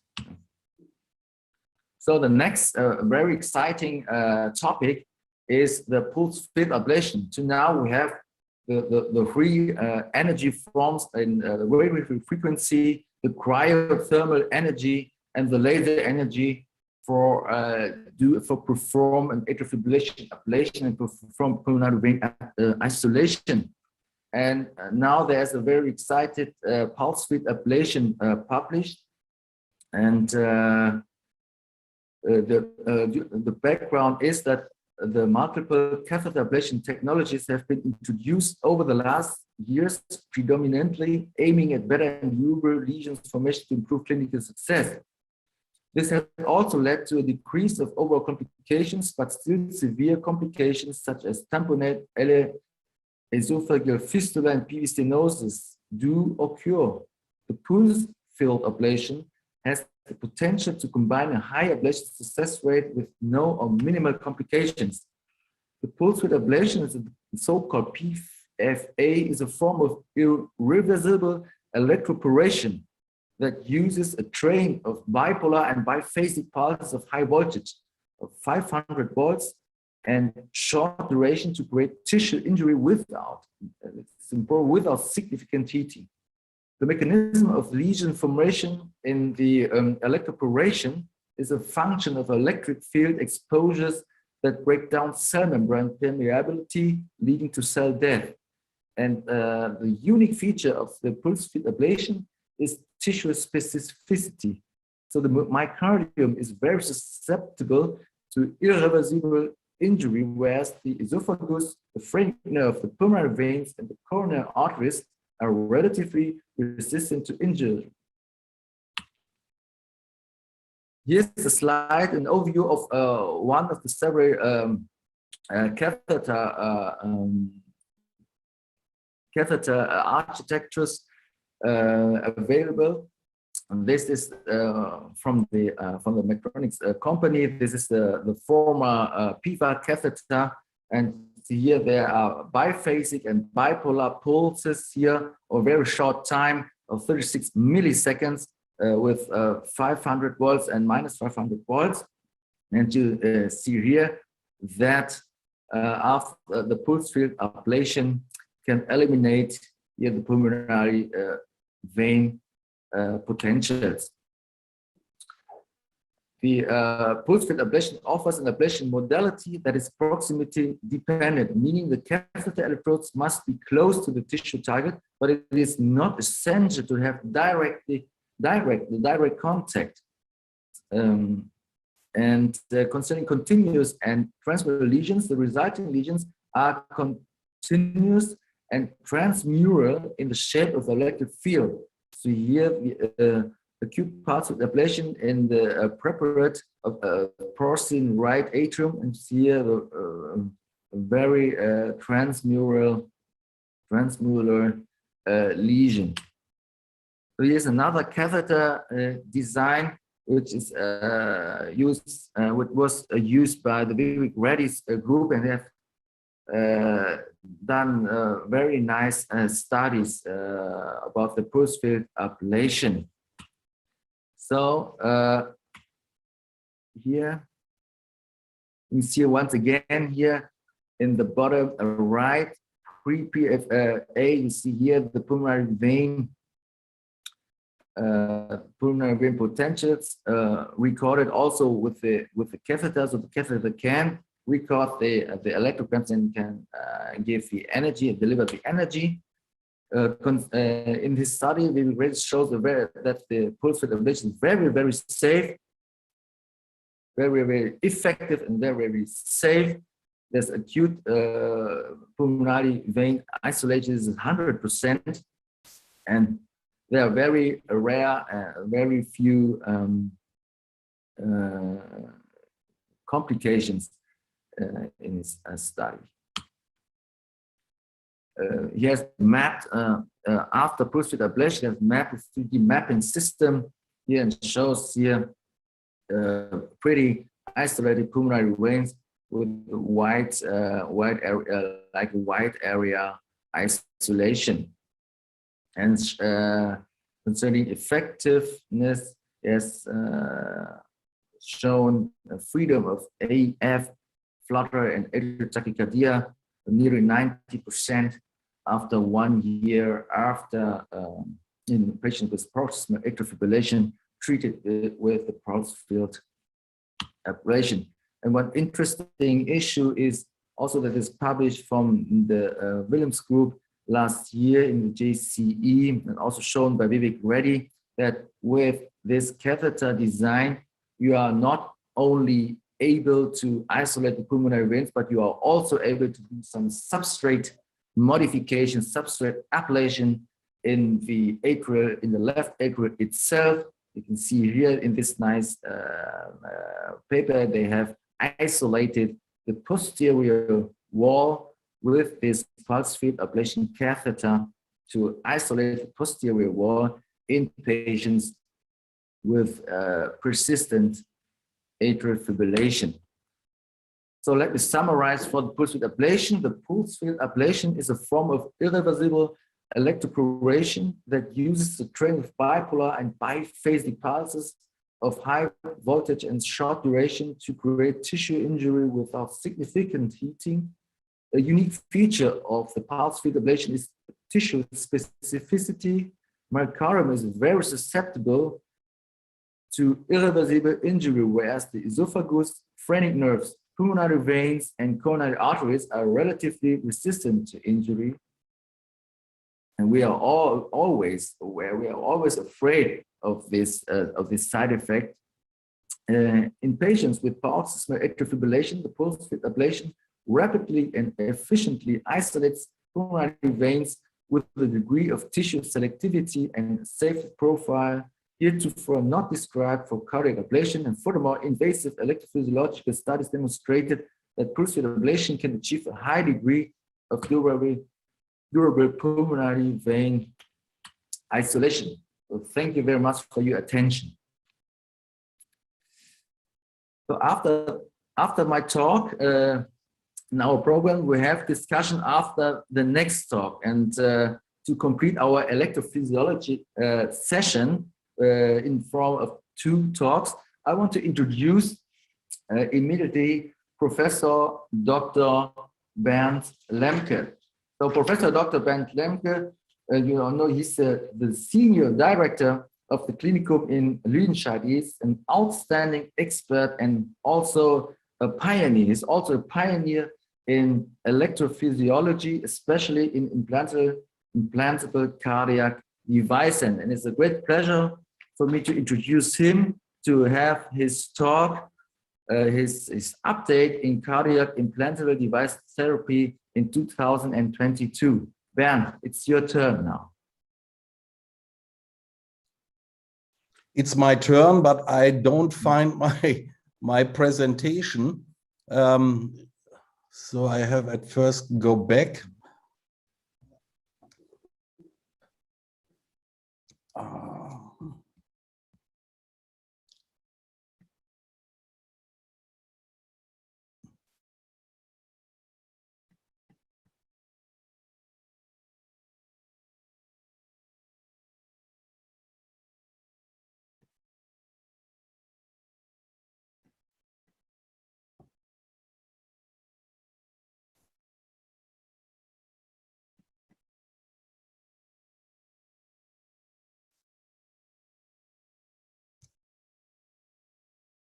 I hope it's now on my screen.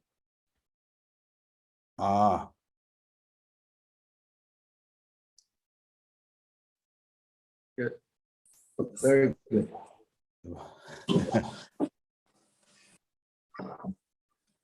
But now you see the wrong. Genau, muss den anderen. Yeah.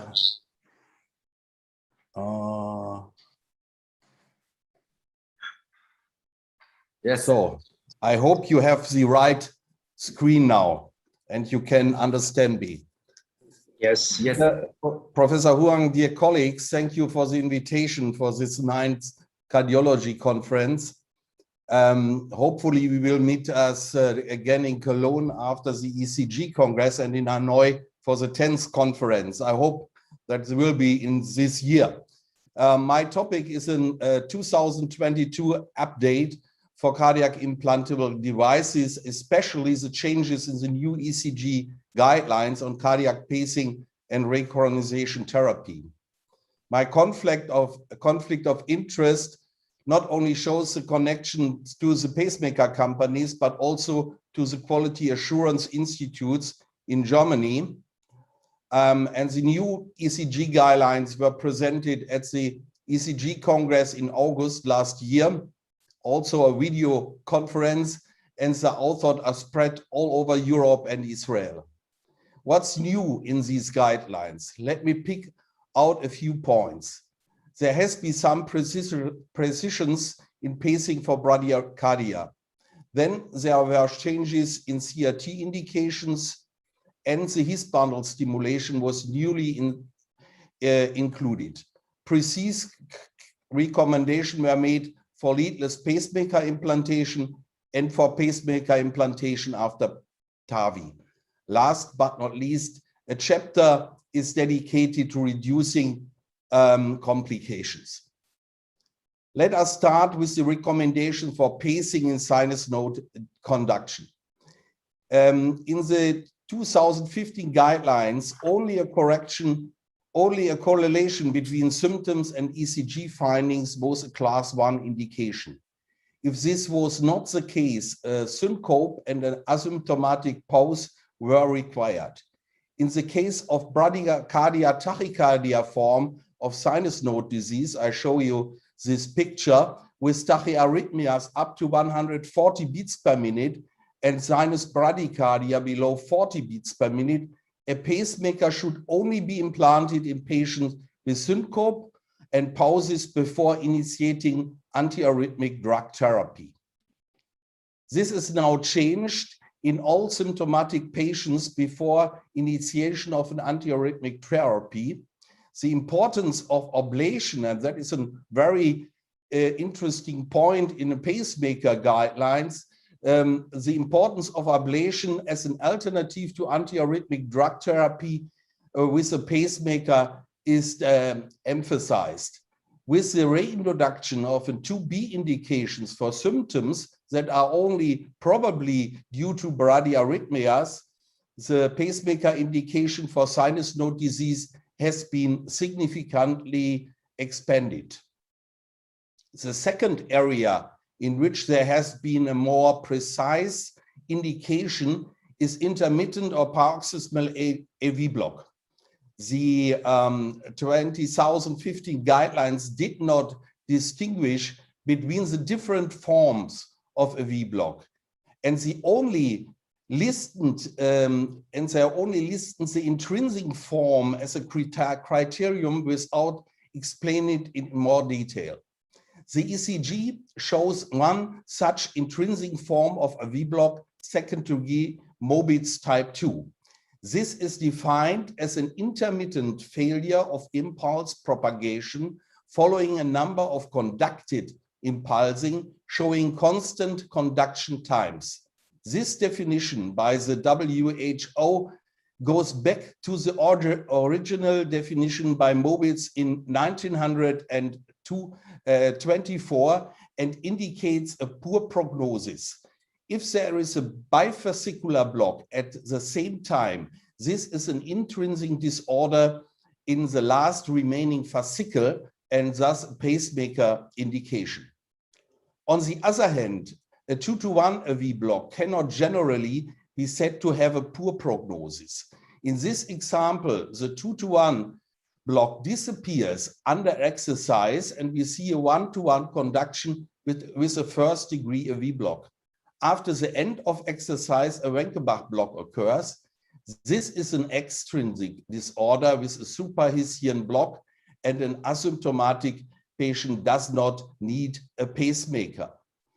The new ECG guidelines, I'm very glad that they do it, again base their assessment of a V block on the WHO definitions by distinguishing between second degree AV block, Mobitz type 2, infranodal 2-to-1 block, higher degree.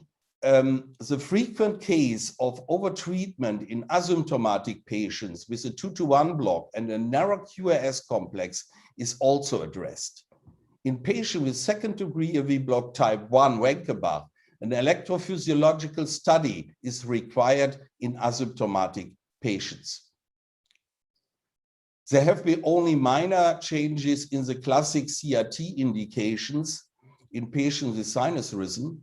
The QRS width was increased from 220 to 130 milliseconds, and the indication for left bundle branch block with an intermediate QRS width of 130 to 150 milliseconds was downgraded from indication class 1 to 2A. Only the left bundle branch block with a significantly broadened QRS complex over 150 milliseconds has a class 1 indication, and the non-left bundle branch block has a class 2A indication. Patients with non-left bundle branch block and an intermediate QRS only have a limited class 2B indication. There has been a change in the indication classes in the recommendations for CRT in pacemaker patients. When upgrading, there's now a 2A indication, while the de novo implantation is a class 1 indication. The old definition, a little bit confusing, the old definition of cardiac heart failure with a reduced ejection fraction less than 35% still applies to the upgrade, while the new definition with an ejection fraction less than 40% applies to the de novo implantation.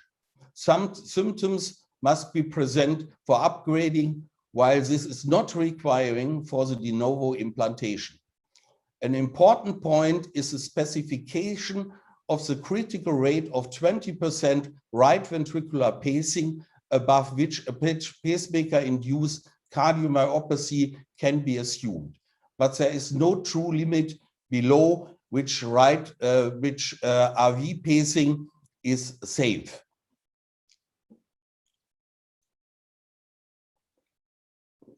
Also, atrial fibrillation is a frequent indication for CRT in 30%.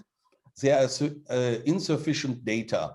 Therefore, the level of evidence was downgraded to C, and the very limited criteria of symptoms in NYHA stage 3 and 4 and an ejection fraction less than 35% were left.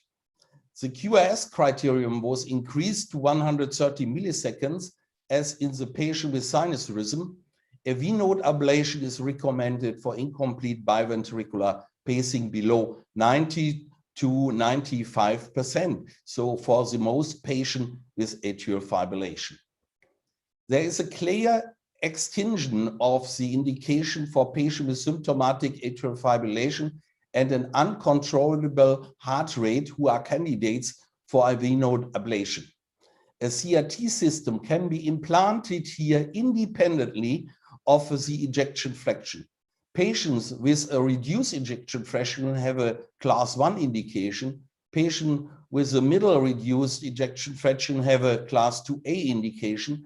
And patients with a preserved ejection fraction have a class 2B indication. Only patients with a preserved ejection fraction can be treated with a normal RV pacing. For all patients who are scheduled for a V-node ablation, his bundle stimulation is an alternative, even if the data available only indicates a 2B indication with a level of evidence C. I would like to use the following example to illustrate the importance of his bundle stimulation in the treatment of bradycardia with PR prolongation.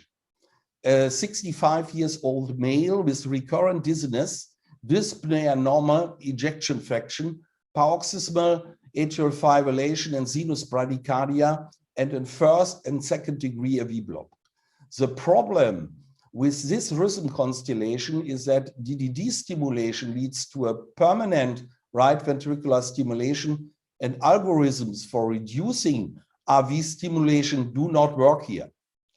In the first lead position of the His bundle lead, we have a nearly normal QRS complex, but the His bundle stimulation is non-selective, visible in the ECG by the small delta wave that follows the stimulation artifact. In the second lead position, a little more cranial than the first, there is selective His bundle stimulation with an isoelectric line between the stimulation artifact and the QRS complex. Here the isoelectric line, and here the delta wave in the non-selective His bundle stimulation. I go more in details in the case presentation in the session of cases and electrophysiology. So I skip this. In the next case report, I show you a 56-year-old male in NUA class 3 and an ejection fraction of 28%. He had a left bundle branch block with a QRS of 172 milliseconds. A coronary sinus electrode could not be implanted. Before the decision to implant an epicardial electrode via thoracotomy, an attempt was made to achieve resynchronization using His bundle stimulation. The intracardiac electrogram over the pacing electrode showed a His potential and a left bundle branch block in the surface ECG. In the picture in the middle, you can see the stimulation site below the block. A stimulation from this point results in a short QRS complex. And in the 12-lead ECG, that gives you the picture of selective His bundle stimulation with a QRS duration of 90 milliseconds and a pacing threshold of 0.75 volts. The new guidelines take this new form of recognition therapy into account by considering the His bundle stimulation as an 2A indication if a coronary sinus electrode cannot be placed. However, for the majority of patients with heart failure and reduced ejection fraction, biventricular pacing remains the treatment of choice, as there is much more evidence available. However, with His bundle stimulation, the new guidelines open up an alternative to RV pacing in patients with an ejection fraction more than 40% if the expected ventricular stimulation is over 20%. The programming has to be adaptive to the specific conditions of the His bundle stimulation, and an additional RV electrode as a backup should be considered for intranodal block and may be considered in the pace and ablate strategy.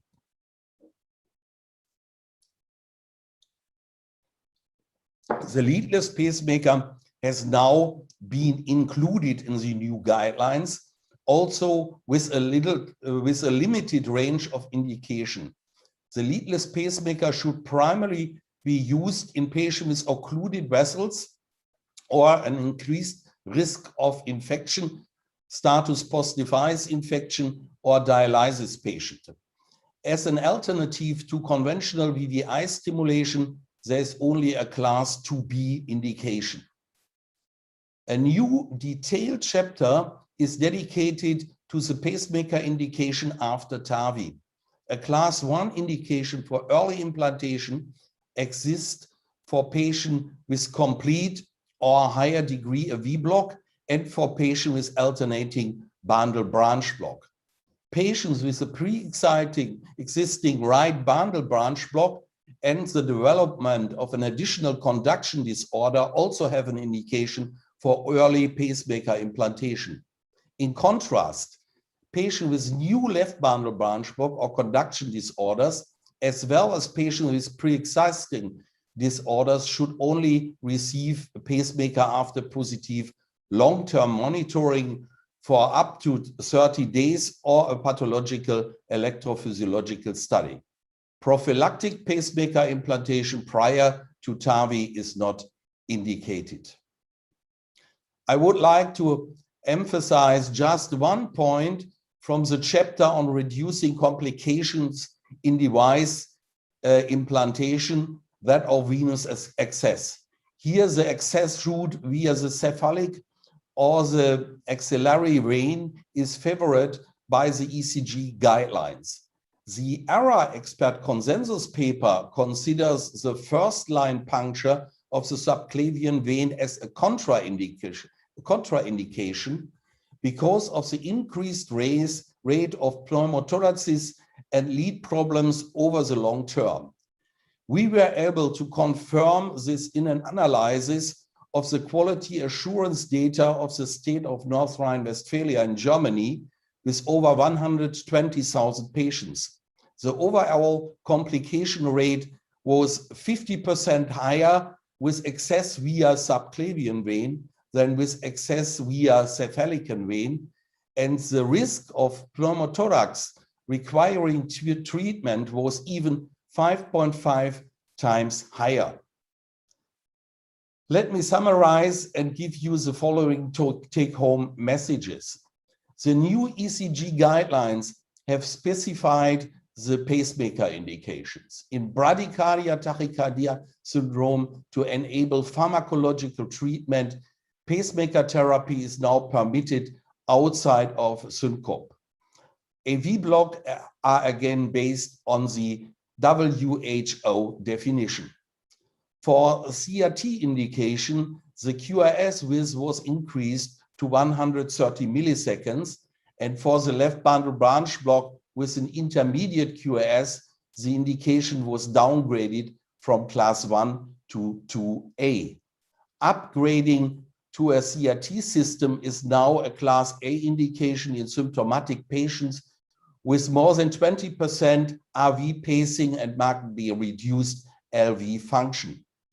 In the case of de novo implantation, patients with reduced ejection fraction have a class 1 indication regardless of symptoms. For patients with an ejection fraction more than 40% and RV stimulation proportion of more than 20%, his bundle stimulation can also be performed. In patients with chronic or persistent atrial fibrillation and CRT indication, AV node ablation should be performed if biventricular stimulation is insufficient.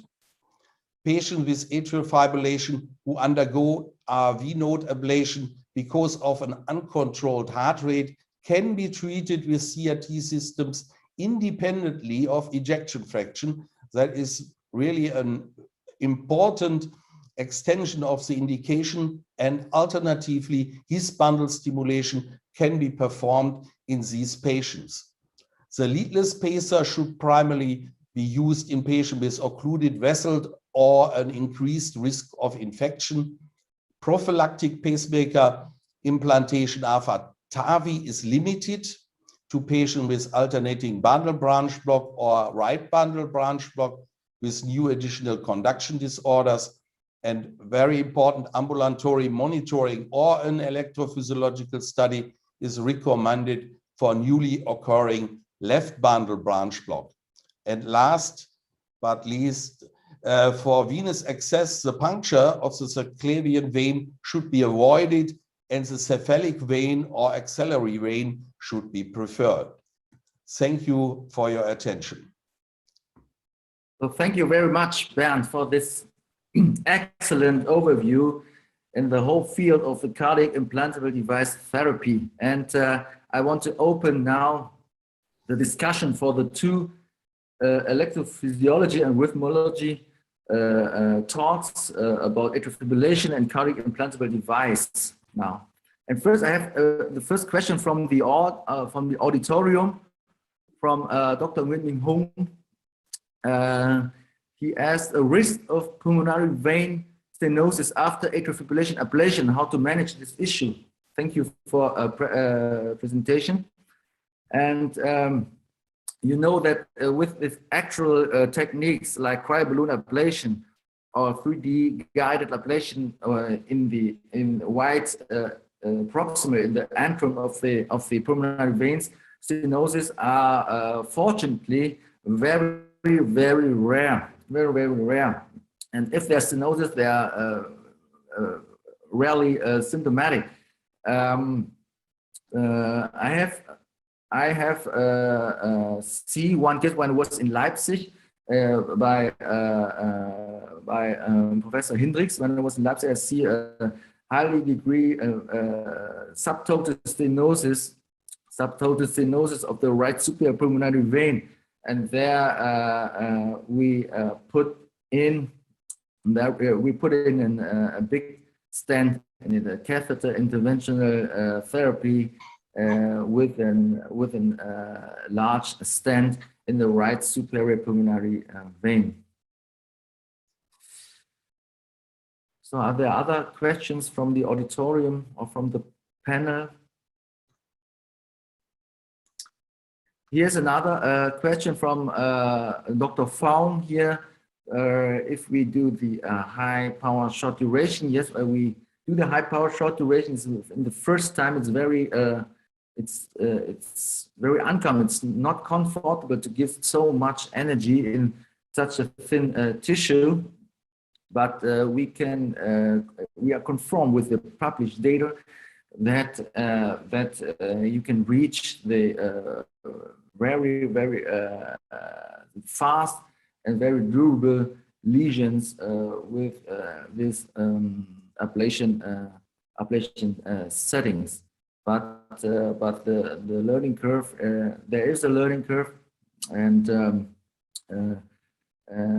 first time to give 50, 70, 60, 70 watts in the left atrium is we have, in the first time we have a little bit fear to do that. Another questions? Yes, may I have a question to Professor Lamk? Okay, so we have some patient after TAVI developed the left bundle block, but is there any limited time to follow up the patient before we decide to implant a pacemaker, or no, just after develop that we implant a pacemaker already? With left bundle branch blocks, there's now a very limited indication. You have to make a monitoring up to 30 days to detect a V block to make a decision for a pacemaker. We don't do it. We make an electrode and screw-in electrode during the procedure, and let this in the patient for 10 or 14 days, and so that we can detect over the epicutaneous pacemaker if there are blockades. The other possibility is to make a physiological study. We have done this in the past only in a few patients, but the guidelines say this and look for an prolongation of the HV interval. When that is more than 70 milliseconds, you can make earlier an implantation in the patient. Thank you so much. Thank you. I have a question. What's new in cryoablation for AF in this 2021 and 2022?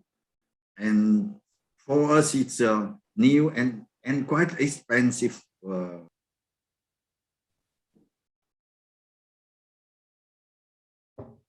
Sorry, Dr. Lợi, you already moved open. Yeah. Okay. So thank you. I understand. So I know that the cryoablation, in my opinion, the cryoablation is a very good and straightforward ablation form in atrial fibrillation. But I know the problem that the catheter, they cannot be reused, and it's very expensive. But the ablation procedure of cryoablation is very fast, very safe, and very efficient. And there, interesting, there is the nice work from the Frankfurt group who have investigated the cost effectiveness of cryoablation, and they found out that when you see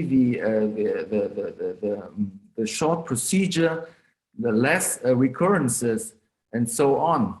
After 3 years, the cryoablation is cheaper, is more cost effective than a radio frequency ablation, and that was interesting, an interesting sub-analysis of the PHIIEN study.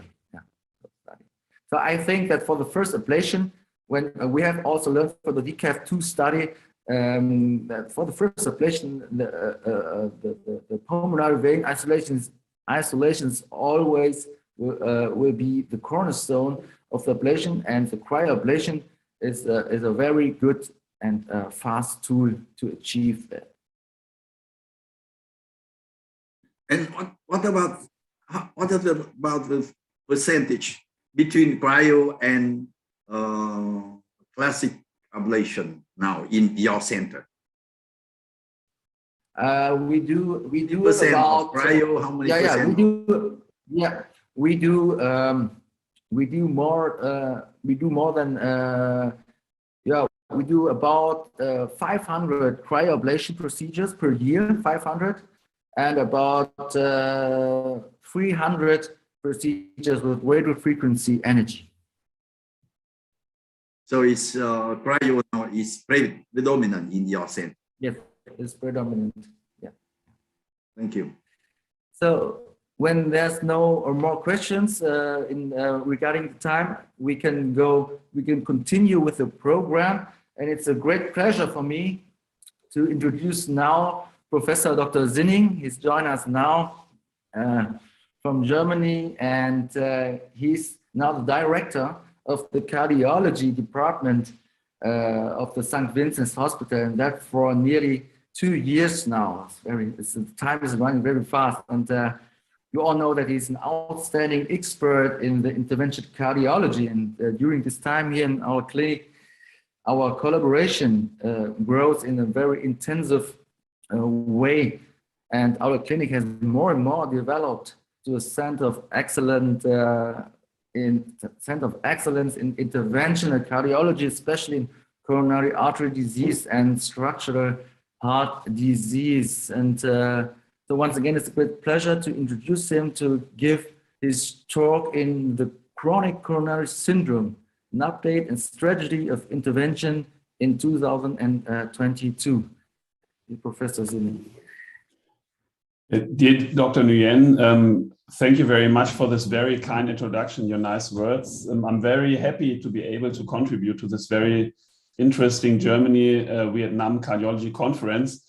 Dear Wolfgang, dear Professor Hung, dear colleagues, the topic of my talk today is chronic coronary syndrome and the impact of coronary physiology on the strategy of intervention. So I would like to start with our ESC guidelines from 2018, in which the FFR and also the non-hyperemic FR, the fractional reserve, is recommended as a 1A recommendation for all patients without evidence of ischemia. If you do a coronary angiography, these patients, before you do PCI, you need ischemia testing. And if it's not available in the patient like this, then you should go for an FFR or IFR. So when are imaging and physiology mandatory in our patients in the cath lab? So there are several scenarios: left main disease, bifurcations, calcified stenosis, instant restenosis, long and especially serial lesions in diabetic patients. And of course, imaging is needed in chronic total occlusions. So these complex cases may be as much as 50% of your practice. And imaging and physiology are not only adjuncts to PCI, they help to determine what needs to be treated and what can be left alone. That's very important, that a patient just gets a stent when he really needs a stent. It's essential to the definition of CHIP of these complex and high-risk indicated procedures. It helps you to determine the treatment plan and how to prepare the lesions. And at the end of the day, it will help you to optimize and ensure a perfect result. And I would like to start with a quite old analysis from Gabor Toth. He published when he was in Belgium as a fellow. So if you do, and this has been done in more than 4,000 patients, IVUS and FFR, then you can see that there are many stenosis which have a diameter stenosis of more than 50%, but which are FFR negative. What does that mean in our practice? It means that only eyeballing of a stenosis in the cath lab is not enough to really decide whether the stenosis has to be intervened or not. And this is across all scenarios, and especially in left main disease, there are many false positive results. And also size does matter. So if you're doing IVUS or another intracoronary imaging, then you have to keep in mind that if you're doing this in a tall male patient, 4 millimeters square in the left main might be a severe stenosis, which is associated with an FFR of 0.6, for example. But if you're doing IVUS in a very small female patient, then 4 millimeters square may be sufficient and there may be no stenosis at all. So size does matter in this scenario. And what does that mean for our clinical daily practice? That means that also this intracoronary imaging is not enough to really decide whether a stenosis is functionally significant or not. So that's the reason why the ESC guidelines for chronic coronary syndrome from 2019 really recommend to document ischemia before the patient goes to the cath lab and before he undergoes a coronary angiography. And as you can see here in this algorithm, if you have no documented ischemia, and this depends whether the patient is suffering from angina or not, then you have several parameters which help you if this stenosis is significant or not. If the diameter of the stenosis is 90% or more, then you can go for it and do PCI in a patient. That's quite clear, I think. And if there is no documented ischemia before the procedure, then you should go for the measurement of fractional flow reserve, FFR. There is the threshold, you all know that, equal or lower than 0.80. Or you can go for one of these instantaneous wave-free fractional reserves, these non-hyperemic pressure ratios. I will elucidate that a little bit more in a second. And there's the threshold 0.89, equal or lower than that. So that will help you to decide which vessel needs to be revascularized and which one not. But as we know in life, what you see is not always what you get. And this is a very nice and quite old, to be honest, a sub-analysis from the FAME-1 trial. And here you can see that of these more than 500 patients with angiographically defined multivessel disease, only 46% of the patients had a functional multivessel disease. And the reason for that is shown in this diagram. So if you do a FFR measurement to each stenosis in a patient, then you can see that of these stenosis with a diameter stenosis classified by angiography between 50 to 70%, only 35% of these stenosis have been functionally significant when measured by FFR. And this relative part is, of course, increasing. If the diameter stenosis is between 70 and 90%, then it's already 80%. But we have here many stenosis that don't need to be revascularized, and that might also have an influence in heart team discussion. So actually, at the end of the day, only half of the patients were suffering from multivessel disease. And here I tried to summarize the currently available physiological assessment tools. So there are many new tools to come, for example, CT-derived FFR, and there are many competing indices. But in this talk, I would like to focus on FFR as some kind of gold standard. We all have that in mind for years. And the most evaluated non-hyperemic pressure ratio, the IFR, which is actually invented by Philips. So here's an overview about the evidence that we have for these indices. And as you can appreciate here, FFR has been evaluated by several randomized clinical trials. And on the other hand side, we have IFR. Remember, that is actually invented from Philips. And we have two large randomized clinical trials, the IFR Sweetheart Registry and the Define Flare trial, which both have been published in the New England Journal of Medicine. And all the other indices have been retrospectively evaluated. There hasn't been any randomized study looking in a randomized fashion on these indices, but actually the status is that these indices are more or less equal to what is measured by IFR. And just to give you a quick overview what IFR is in relation to FFR, this is a diagram from a study that evaluated that in several patients, and you can see that FFR and IFR is not equal. So there is some kind of association for sure, but compared to the association between IFR and PDA and PA, what means the pressure distal from the stenosis and proximal from the stenosis, there's a much weaker correlation between these hyperemic FFR measurement and the non-hyperemic IFR measurement. More or less, you can say that IFR is compared to PDA, PA as Fahrenheit to Celsius. So there's some kind of association that can be estimated, but the measurement is a little bit different. And here are the main differences between these indices that are used in the cath lab and clinical daily routine. For the hyperemic index, the FFR, we have evidence for outcomes up to 15 years.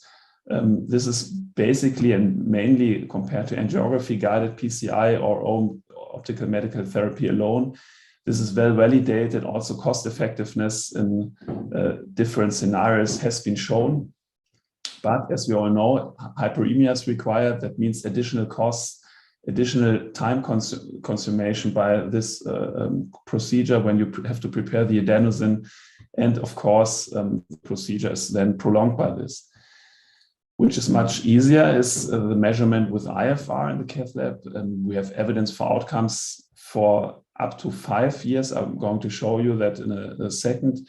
It's much quicker, it's more comfortable for the patient, and as we know, IFR is able to do a co-registration with angiography when you're using the Philips system, and this, and that is quite interesting, has the ability to really properly assess serial lesions and to determine which lesion has to be treated and which one not. So this is a quite recent study which hasn't been published so far, but has been presented at TCT at the end of last year from Professor Göthberg from Sweden. And this is the actual results from the IFR Sweetheart Registry, and this is a 5-year outcome. And as you can appreciate here on these slides, also after 5 years, there is no difference between patients that underwent IFR and FFR measurements.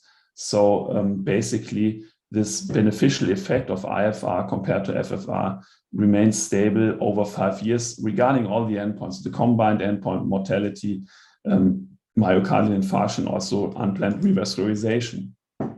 And which is also reassuring this practice as one example, and one large example also taken from the Sweetheart Registry is this sub-analysis of FFR-guided PCI patients, more than 3,000 compared to more than 20,000 angiography-guided patients in this registry. And you can see here the effect of an FFR-guided procedure if you do a functional testing in the cath lab is really beneficial for the patients when compared to angiography-guided PCI alone, and remains stable over several years. And this analysis is up to 10 years. So I would like to share with you one quick example taken out of our practice from the cath lab. And I think the most beneficial use of this IFR determination in the cath lab is when assessing serial lesions, and then you can decide whether it's just a diffuse disease or it's really a focal disease. And this example shows a little bit what is the difference between FFR and IFR in your clinical routine and what can be made by this and achieved by this technique. FFR is currently used to detect ischemia in a vascular territory and determine the need for PCI in the whole territory. But you don't know if you assess an LAD in a scenario like this, where should the stent be placed, how many stents are needed, do you have to treat all 3 lesions? And at the end of the day, you cannot really assess whether normal blood flow is returned. So in a scenario like this, it would be interesting to see how much ischemia is attributed to all the individual lesions. And the very nice and important thing about IFR is that you can do a resting pullback that helps you to assess a map with the ischemic contribution of each lesion without confounding effect of the other stenosis. So you don't have to estimate and can really properly determine and differentiate all the lesions and how much they contribute to an ischemic burden of the patient. And this is shown here in this graph. If you do a pullback with the IFR wire, the current generation of the IFR Philips wire is the Omni wire, which is a new development, very nice to handle. It's more or less like a typical workhorse wire in the cath lab. And you can do a pullback, and then the computer and the computer will show you how much, and you can see here these pressure drops, how much one of the individual lesions contributes to the whole IFR measurement. And you can nicely see that this high-grade stenosis isn't contributing so much to the ischemic burden of the patient, but you have here the second and especially the first lesion, which is not looking, at least in this projection, significant at all, contributes a lot to the ischemic burden of the patient. And here's another example for diffuse disease. If you're doing a pullback in a scenario like this, then you have in the distal vessel a positive IFR, but you don't see any pressure drops. So this is more or less a diffuse atherosclerotic disease with no clear focal stenosis. And compared to a scenario like this, you have a very severe pressure drop, and this is the most significant stenosis, which should be treated, and the rest could be left alone. And this is an example how this looks in the computer analysis system. If you're assessing a right coronary artery, then you can see here's the most significant lesion or again an LAD measured with this computer system, then you can see here, and you can also simulate a stent implantation in a patient like this, and how much this will help to get the things done for this patient. And I would like to share you one example from one recent example from our cath lab in a patient with a right coronary artery disease, which is diseased at several places, and these serial lesions. And the basic question is, I mean, we see this stenosis, but do we have to treat them all? So as I said, it's all about physiology, and let's do a pullback in this scenario. And as you can appreciate again, this patient has a significantly stenosed right coronary artery. If you're doing a pullback from the distal right coronary artery, then you are starting with 0.88. So this is significant, but the major question is, are all three stenosis significant? Do we have to treat them all? Or is there a stenosis which is contributing predominantly to this negative IFR value? So as you can see, we made a pullback, and there's a shear pressure drop that seems to be in the middle of the stenosis, of the right coronary artery, sorry. And this is highlighted by B. There's a significant pressure drop, and all the other stenosis, A and C, are not contributing so much in this scenario. And if you want to do it even more precisely, then you can do an IVUS or OCT, as in this example, and not only measure the functional significance of the stenosis, but you can also see in a panorama view like this from where to where you have to put in your stent, and then you can precisely assess how long and how large your stent has to be. So if we're going to this example, our goal IFR would be 0.97 as measured here in this proximal part of the lesion. And what we did in this patient was to put in a drug-eluting stent and do a post-dilation at this part. And if we assess again afterwards the IFR, then you can see even in the distal part of the right coronary artery, and the stenosis here at the distal and the proximal part remained, the IFR taken together was just 0.97. So these stenoses are looking nasty maybe, but don't have to be treated. And at the end of the day, we assessed the stent in OCT with a very nice minimum lumen area of 5.9 millimeters square. We didn't see any edge complications. So this was an optimum example how to treat just one stenosis and to get a good result for our patients. So this is final angiogram, and these stenosis remained, but keep in mind, we did an assessment and they haven't been functional significant. So what does functional measurements by physiological indices help in the cath lab? It helps you to treat what needs to be treated, and you don't have to treat what can be left alone. This will guide your procedure and help you, and the patient especially, just to put in a stent where the stent has to be put. Imaging can be used in addition. I mean, we can discuss about that. Even in Germany, that's a reimbursement issue if you're doing both procedures in a single patient. But to confirm optimal results, I think it's mandatory in certain patients to do this both in a patient. And this gives you an overview about the global adoption of physiology worldwide. And what we see that we are in Germany not as good as we should be when you're looking at the rest of the world. IFR or FFR is just done in 5 to 10% of the procedures. And you can see here the Asian Pacific room there, the adoption of physiology is a little bit higher.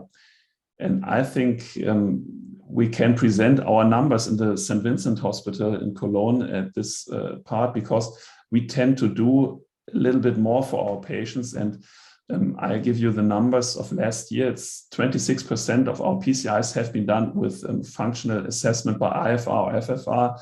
And in addition, 70% of the PCIs have been done with IVUS. So luckily, the adoption of IFR, FFR measurements in our cath lab is a little bit higher than for the rest of Germany, excuse me. And this shows you here this nice picture of the iceberg, that angiography alone doesn't help you really very much in your clinical daily routine. It what you see is not always what you get. And if you're looking at the whole iceberg, then you need some additional tools like FFR, IFR, or intracoronary imaging. Dear ladies and gentlemen, I would like to conclude at the end of my talk. FFR is superior for physiology. I hope I could convince you about that. And IVUS is superior for anatomy.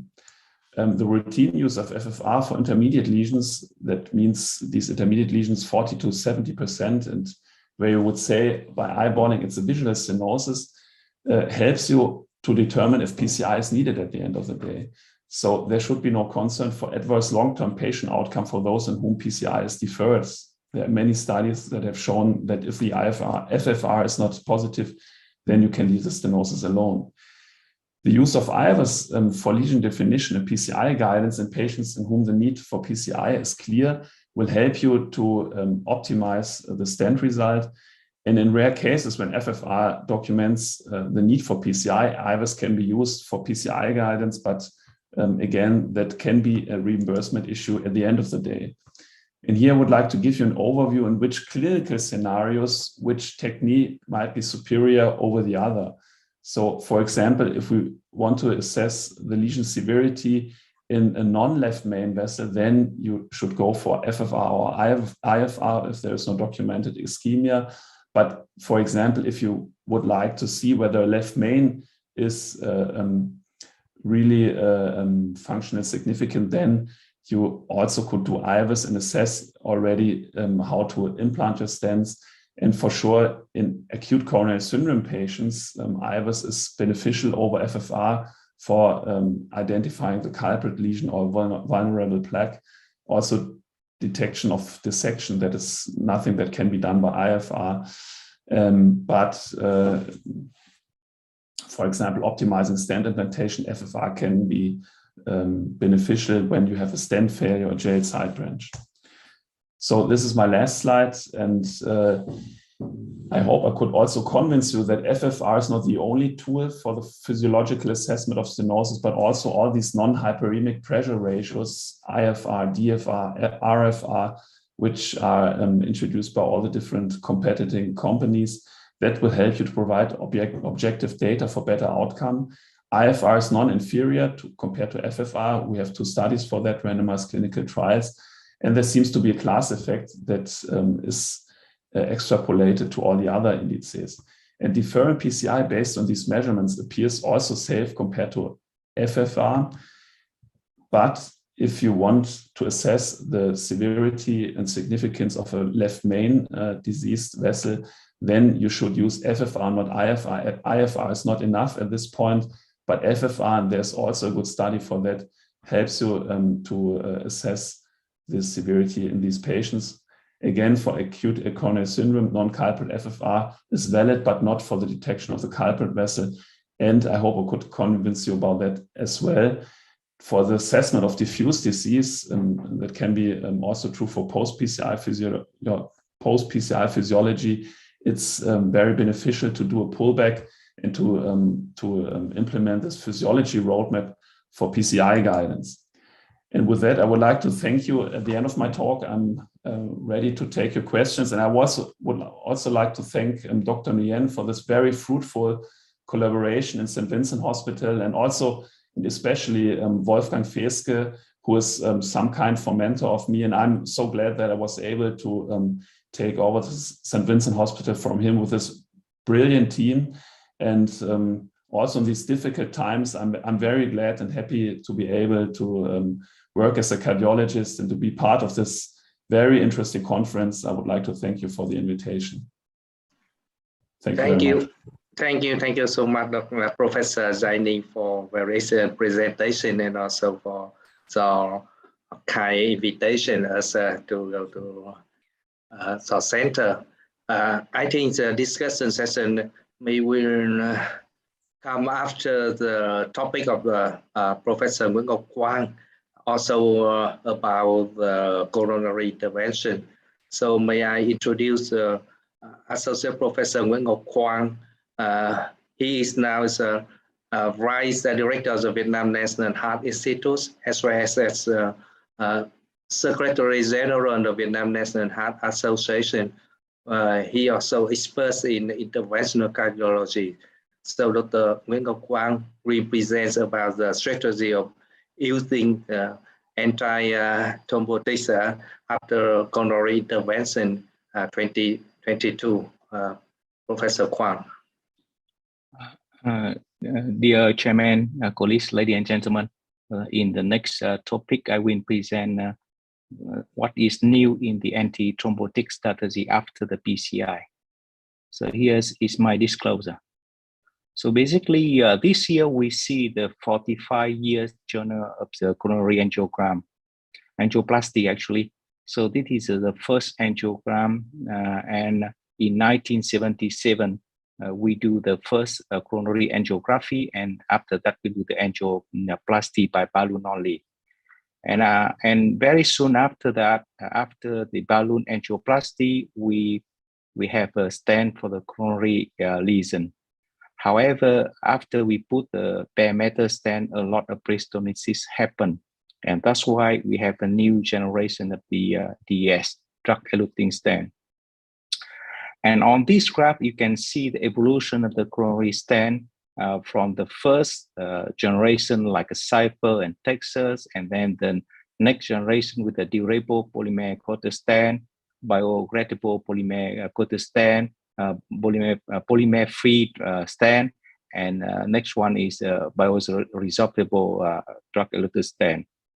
And we can see here the stent strut is become thinner and thinner.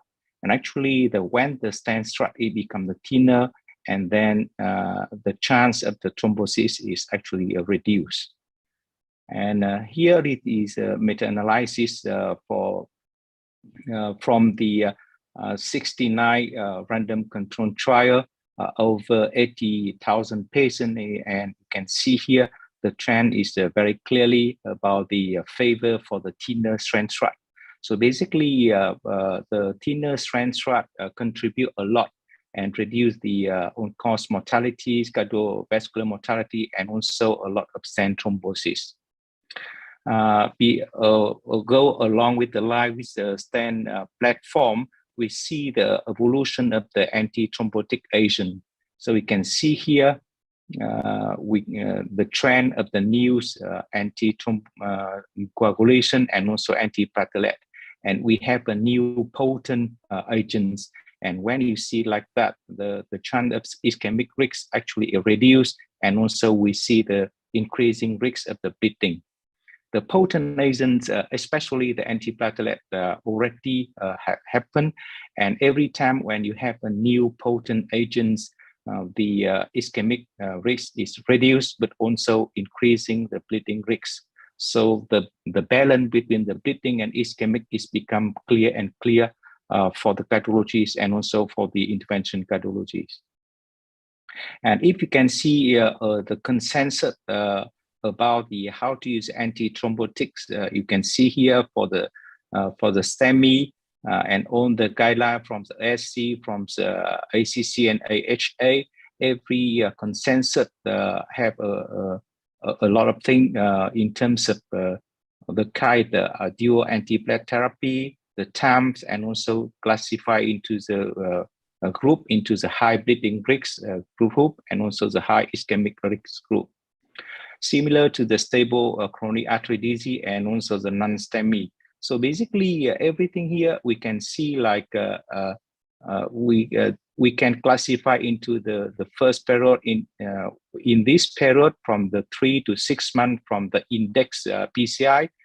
It might be from the ACS, it might be from the stable coronary artery, and in this area the ischemic benefits came a lot from the anti-thrombotic agent. And after this part, we can consider cut down or shortening the DAPT, and also for some group of patients with a high ischemic risk, we can increase the length for the DAPTs. And everything here is based on the complexity of the PCI. If the PCI is very complex, for example, like you put more than 3 stents, you treated more than 3 lesions, bifurcation with more than 2 stents, total lens stand of more than 60 millimeters or treated the CTO. And then the complexity of PCI increasing, and we need increase the length for JPT. And also you consider like the patient characteristic. If the patient already have a history of the stent thrombosis or diffuse multi-disease or chronic kidney disease, and then you might consider the longer length for the JPTs. However, if we classify into the bleeding risk, you can see that even for the complex PCI, it means the red bar. If you have a high bleeding risk, and then no more benefit for the long JPT. So after that, we have something like an approach customized by based on the risk of ischemic and also based on the risk of the bleeding. If you have a patient with a very high bleeding risk, and then you can favor like a 3 or 6 month JPT, even in the acute setting like ACS. But for the high ischemic risk, for example, complexity of the PCI, and then you favor the more than 1 year JPTs. And now we generally accept the strategy shortening JPT based on the bleeding risk. You can see here, this is a guideline, the consensus from the VSC for that. And also, we try to identify the risk factors for the bleeding after the PCI, like age, bleeding history, CNS symptom, comorbidities, iatrogenics, or laboratory. So it is the 6 area you need to consider if the patient got a bleeding or not, and then you decide the way to go with the antiplatelet therapies.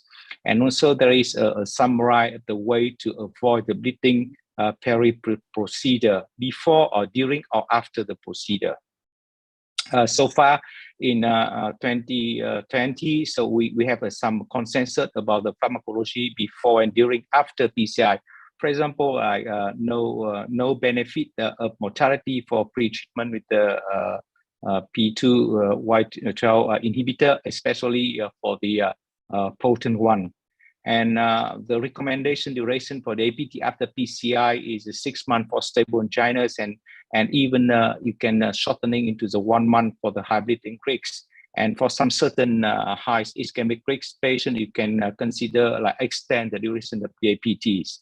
And the main anticoagulation for the PCI is unfractional heparin, and there is no role for routine of the G2B3A intravenous during the procedure, except for the boil-hour scenario. And also for some advice for the patient, NOAC patient who go with the PCI. So what is the news now? So the first one, we discussed very short about the anticoagulation after the primary PCI, because recently, I think the last week, we have a published from the JAG schedule intervention talking about the peri-procedure anticoagulation. And this is data came from the China. So in the similar characteristic with a Vietnamese patient, with more than 35,000 patients of STEMI or non-STEMI. And you can see here, like if the patient have post-procedure, post-primary PCI anticoagulation with any kind like enoxaparin, biliverdin, or unfractional heparin, and then we can decrease the complication of the MACE about 40% and did not increase very much major bleeding. However, this is only registry and it is observation data, and that's why the editorial put the title like a lot of promise and also the uncertainties about the anticoagulation after the primary PCI. For the elective PCI is no doubt that we have no need to do the anticoagulation after the procedure if the flow is okay. We only think about the anticoagulation therapy after the elective PCI if the flow is not good enough. And the next part, I will focus more for the antiplatelet therapy, just because we have a lot of new data and we might consider the different approach for the antiplatelet therapy after the PCI. And here you see the summary also for the 45-year journey of the APTs along with the stand. And we can see like it is a 4-way. The first way is using a clopidogrel combined with the aspirin. The second wave after the DS, we should use as long DAPT as possible. And the third way is something like the first one mentioned about the bleeding and mortality involved in the bleeding. And now we come into the fourth way. It is the trend of the de-escalating or abbreviated DAPT. So the first one I would like to mention about the abbreviated DAPT post-PCI is not only for the population with the high bleeding risks and also for the all PCI patient. And you can see here, not only the 6 month or 12 month for ACS, but also we consider like a 1 month or 3 month. So basically it's a 1 month or 3 month is becoming very promising and also interesting area to jump in, not only for the high bleeding risks. So what is the new data for that? And this is the first data came on last year, July 21. So this is the meta-analysis came from the 14 trial and more than 32,000 ACS patients with the second generation or later generation of PS. And you can see here the summary saying that the short-term DAPT, it might less than 3 months or 6 months, is actually did not increase on cause death, MI or stent thrombosis compared to long-term ones, and especially this one can decrease the major bleeding compared to the longer one. So for the new generation of the DAS, even in the ACS, we can consider to shorten the DAPT less or equal 3 months and the same equivalent with the longer one. And in terms that it can save a lot of the bleeding. So this one is a new approach for our patient, especially for the older patient and patient with the high risk of the bleeding. And the next one is how much can we shorten the DAPT then? And this one is compare like a 1 or 3 months. And this is the summary from Heart Journals last year for 5 random control trial. And also you can see like that 1 or 3 month DAPT followed by the a single therapy with the P2Y12 inhibitor can reduce a major bleeding compared to the prolonged one. So basically, like for the stable patient, you can actually shortening the DAPT until 1 month, and you still can did not increase the stent thrombosis or MACE3. So this is very good news for our patient. If we can, you know, like Professor saying that if you can have an optimal result after the PCI, and then actually you can shorten the DAPT time. So is it possible for the patient we are taking the OAC? So this is the comparison between the new DOAC with the single therapy and also compare to the anti-vitamin K combined with the DAPT. So we can see here, this chapter is a very important one. So compared to the anti-vitamin A with DAPT, like a reference. So you can see like if you move to the DOAC with single anti-therapy, you can reduce significantly bleeding. And also if you really want to also decrease the MACE, you consider like a dabigatran high dose with a single anti-platelet therapy, or episaban with plus a single anti-therapy is likely to have the best one compared, not increasing the MACE significantly, but also reduce significantly the bleeding. So you can see like for the patient taking the OACs, you can consider like you try to abbreviate the time with the typical therapy to reduce the bleeding and also not increasing the MACE. So this one also, this is another analysis saying that if you drop aspirin very soon for the AF patient undergoing the PCI, it still can be safe. So that's why for some patient, you can consider like 1 week or just few days with the triple therapy if the patient have a very high risk of bleeding, and after that you go forward with the one single antiplatelet therapy plus NOAC. However, not everything is you should consider a little bit, because if you use DAPT in NOAC patient, of course you can reduce bleeding, but also you can increase some case of the stent thrombosis. Of course, it did not increasing the on cause mortality, but for ST you should consider a little bit. So that's why we need further data to identify the timing for triple therapy for the patient with the NOAC. So that's why in New England Journal there is the summary of how we can apply the antiplatelet strategy post PCI. You can see here for the ACS patient during the first month, the risk of the ischemic is very high, but after that it reduced.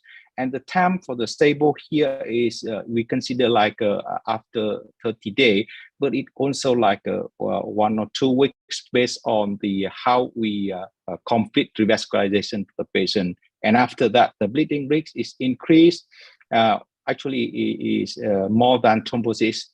So that's why it is the summary. For the patient of the ACS, the default strategy is aspirin plus a newer generation of the PI212 inhibitors like prasugrel or ticagrelor. And if the patient with the high ischemic risk, you consider more than 1 month.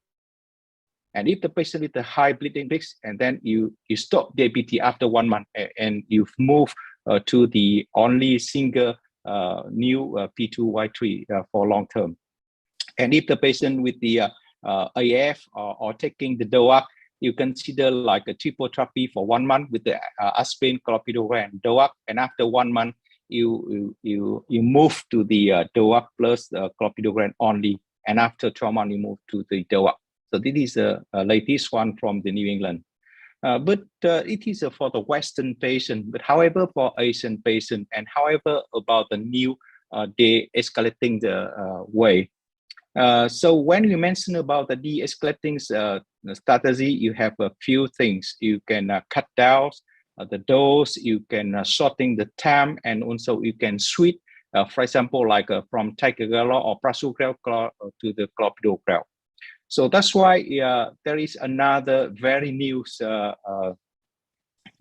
article came from the New England JAC's cardiovascular intervention this month compared to the short DAPT versus de-escalating after the PCI. So you can consider compare the standard DAPT with the short DAPT and also de-escalating one. So you can see here the de-escalating mentioned like you switch from the potent one to the clopidogrel, or you can reduce a half dose for the potent one. Another one is you can shorten the DAPT, and you can see here every things compared to the uncomorbidity is the same. MACE actually is the same. NACE, including bleeding, is likely better for the favor de-escalating. Another one is cardiovascular death, myoinfarction, and stroke is actually the same. And for major bleeding, short DAPT is better one. So you can see, like, if you focus for the bleeding, you should think about the shortened DAPT. You focus for the MACE or the total event, and then you focus for the de-escalating one. And if you just put everything into this one, you can see how I can identify the patient.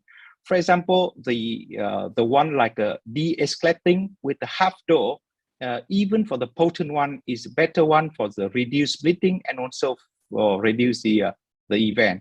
If you really want to use like a focus for the bleeding, then you can consider like a short DAPT, and then you move to the only one P2YA.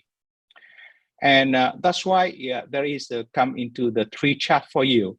The first one, if the patient have a very high ischemic risk and low bleeding risk, the first one is de-escalating with a half dose with a potent one. And next one is de-escalating into the DAPT with the clopidogrel. and the worst one is the short APT with the aspirin. If the patient have a high bleeding risk and the low ischemic risk, and then the best one is the short APT plus single antiplatelet therapy like a PI2ETA. And if the patient have a high ischemic risk and also very high bleeding risk, the best one is a short APT, and then we move into the single one engine therapy for P2Y12. So this is a way to choose based on the risk, ischemic, and also the lowering risk. However, for the patient, for the ASEAN patient, it's a little bit different. And here is summarized from the Hong Kong's hospital for quite a number of cases, and consider only for the first-time PCI patients survive after 1 year. You can see here that after 1 year, the bleeding is more, and if the patient have a more major bleeding, then the mortality is reduced. So that's why for the East Asian patient, we consider like a East patient paradox for the East ASEAN patient, and might also including the Vietnamese patient, we see like a higher bleeding risk and also the lower ischemic risk. There is a few things to explain this one. For example, like the low BMI and different response to the potent one or low ischemic risk by the low intrinsic thrombogenicity, and also the difference between the high pyloric infection or the swine polymorphic.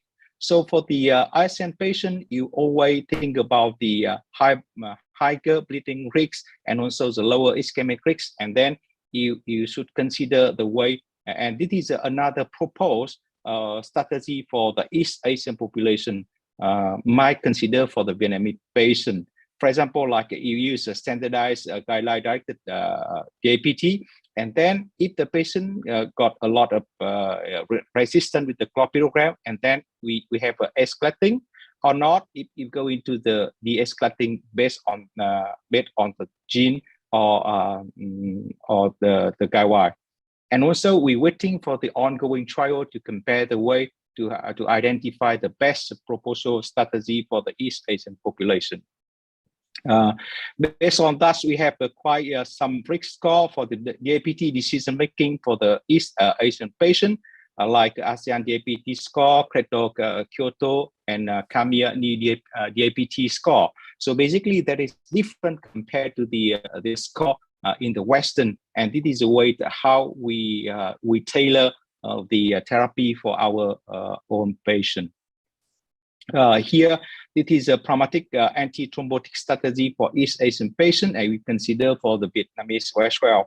For example, like for stable angina, DAPT normally like 3 or 6 months, and if you have a newer generation of the drug editing stent, you can cut down into the 1 or 3 months. And the normal one like aspirin plus clopidogrel. And if the patient had the high bleeding risk, and then you cut down the DAPT1, and after that you can consider single antiplatelet therapy by clopidogrel. And for the ACS, you can consider like a longer one, or you using with the aspirin plus half dose of the prasugrel or reduced dose of the ticagrelor. And for the patient taking the oral anticoagulation, you may consider like a triple therapy for only 1 week, and then you go with the DOAC plus clopidogrel. So this is a way you try to identify the best strategy for the patient. So it is my last slide to conclusion. So in 2022, we have a lot of new data showing that the optimal anti-thrombotic strategy are the cornerstone measurement for ACS, and already evolved to balance the ischemic and also bleeding. And actually, the better DES platform could facilitate innovation anti-thrombotic strategy, for example, like a shortening one. Abbreviate or de-escalating is become the mainstream in antiplatelet therapy post-PCI, even in the ACS or in the patient taking the DOACs. And we need a little bit further data to improve the risk-benefit balance now. And every anti-thrombotic strategy should be tailored dynamically based on the bleeding risk, ischemic risk, and also the characteristic of the patient. And this is my talk, and thank you very much for your attention. Thank you so much, Professor Nguyễn Ngọc Quang, for very updating presentation. Now we open for this second discussion relating to the coronary session now. So I have a question first to Professor Zainings. So do you think the new trial in last year about the flower MI show that FFR may have no role in the non-complete lesion in patient with acute MI? So what do you think about the role of FFR in the case of the ACF now? Thank you very much for this important question, Professor Hung. I think this is a difficult topic, and I would also be curious to get to know your opinion about that. In Germany, we tend to do primary PCI first in our patient, and then in a second stage assess the remaining lesions by FFR or IFR.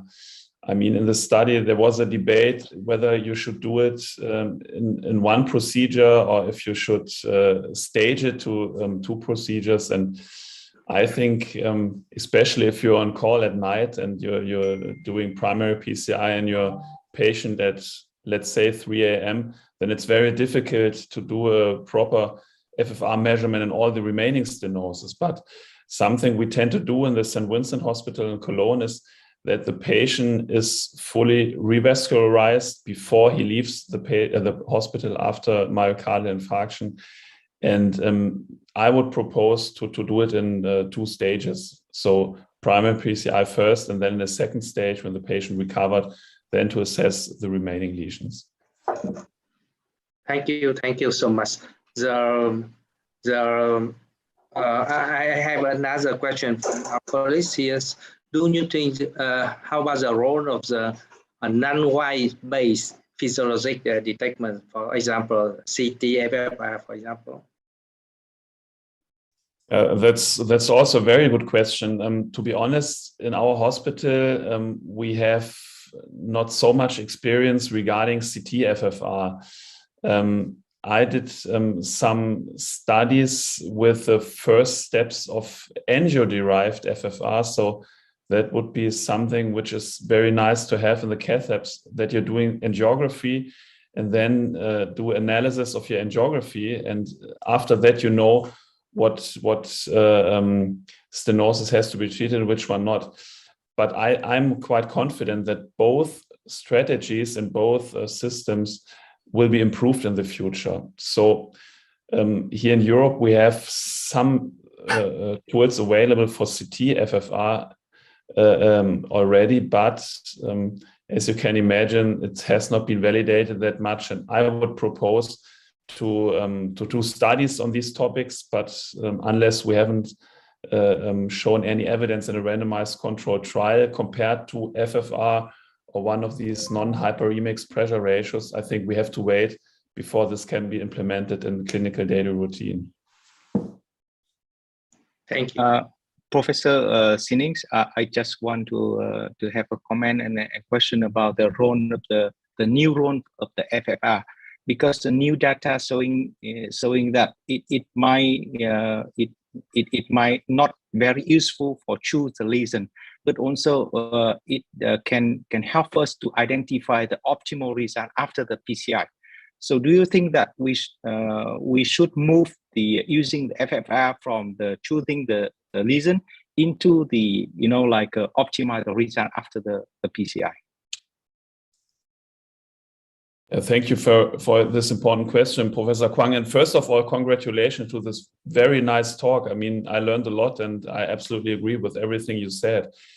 Regarding your question, I think this is interesting. As you said, I mean, several physicians tend to propose a post-PCI FFR or IFR measurement to optimize your stent result. And I mean, I think you really can optimize it, but it's on the other hand, it's a little bit time consuming. And in many of the cases, you don't really know what the reason is for a remaining pressure drop in your IFR, FFR measurements. So if you really want to know what has to be optimized, then you have to do some kind of intravascular imaging afterwards. There was this very nice study published by Alan Jeremias, and he showed that in nearly 2/3 of the cases, when you still had a pressure drop in post-PCI measurement, then you just had to post-dilate the stent. So I think that's very important what you mentioned, to optimize our stent result on the one hand side, and coming back to that, how are we doing that in our practice and clinical daily routine? We tend to do a post-PCI measurement. But at the end of the day, if we're really uncertain what the reason is for suboptimal result, then we have to go more into detail and to do some intravascular imaging. But in most of the cases, as shown by Alan Jeremias, post-dilation might be enough for these cases. Yeah, thank you. Thank you so much. So I think because of time, so may I ask Professor first, we introduce for the next speaker.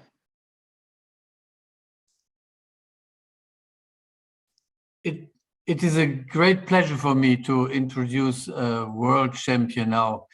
Stefan von Badedem is the representative of the University of Mainz, and as we have discussed already this morning, the University of Mainz has a very specific role for the relationship to Vietnam concerning the constitution of the medical faculty in the University of Ho Chi Minh City. This is one point, but the other point, and this is the reason also why we invite him, and we are very happy that he's here now, is that he has contributed in earlier times already to the German-Vietnamese cardiology confirmation here, and he has been in Vietnam. Is it correct? I believe, Stefan, and yes. He represents really the soul of our society. We are very happy that he is here, and nobody needs to be informed about the predominant role of the Mainz Intervention Center for Cardiac Valve Disease, and he is the head of it, and he is really worldwide known, and he travels around the world, invents new things, and presents it to us, and we are very happy, Stefan, to have you here and give us an overview on new structural heart and valve interventions. Thank you so much that you share your time with us. Dear faculty, dear Wolfgang, thank you very much for the very kind introduction. And it's my great pleasure, after being in the beginning of the 2010s, both in Ho Chi Minh City and in Nha Trang in Vietnam, to again contribute to the Vietnam Symposium, this time with the news in structural heart and valve interventions. And of course, some of these techniques are very new, and they're just prevalent or more prevalent in some aspects in the Western world, but all these changes are coming, and we're having fellows at our center now from Japan and from other Asian countries that really look into these new topics, because the learning curves of structural heart interventions as an addition to heart surgery has a shorter learning curve and can serve a lot larger population in a shorter time than the education of classical heart surgery alone. So it's my great pleasure to introduce to you new guidelines, some imaging tools, implant techniques, and data that has arisen in the very large field, of course, of structural heart disease.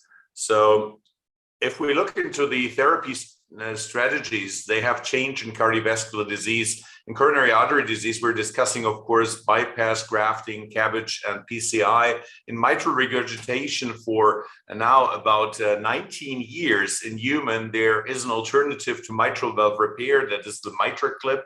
that will be 20 years in human next year.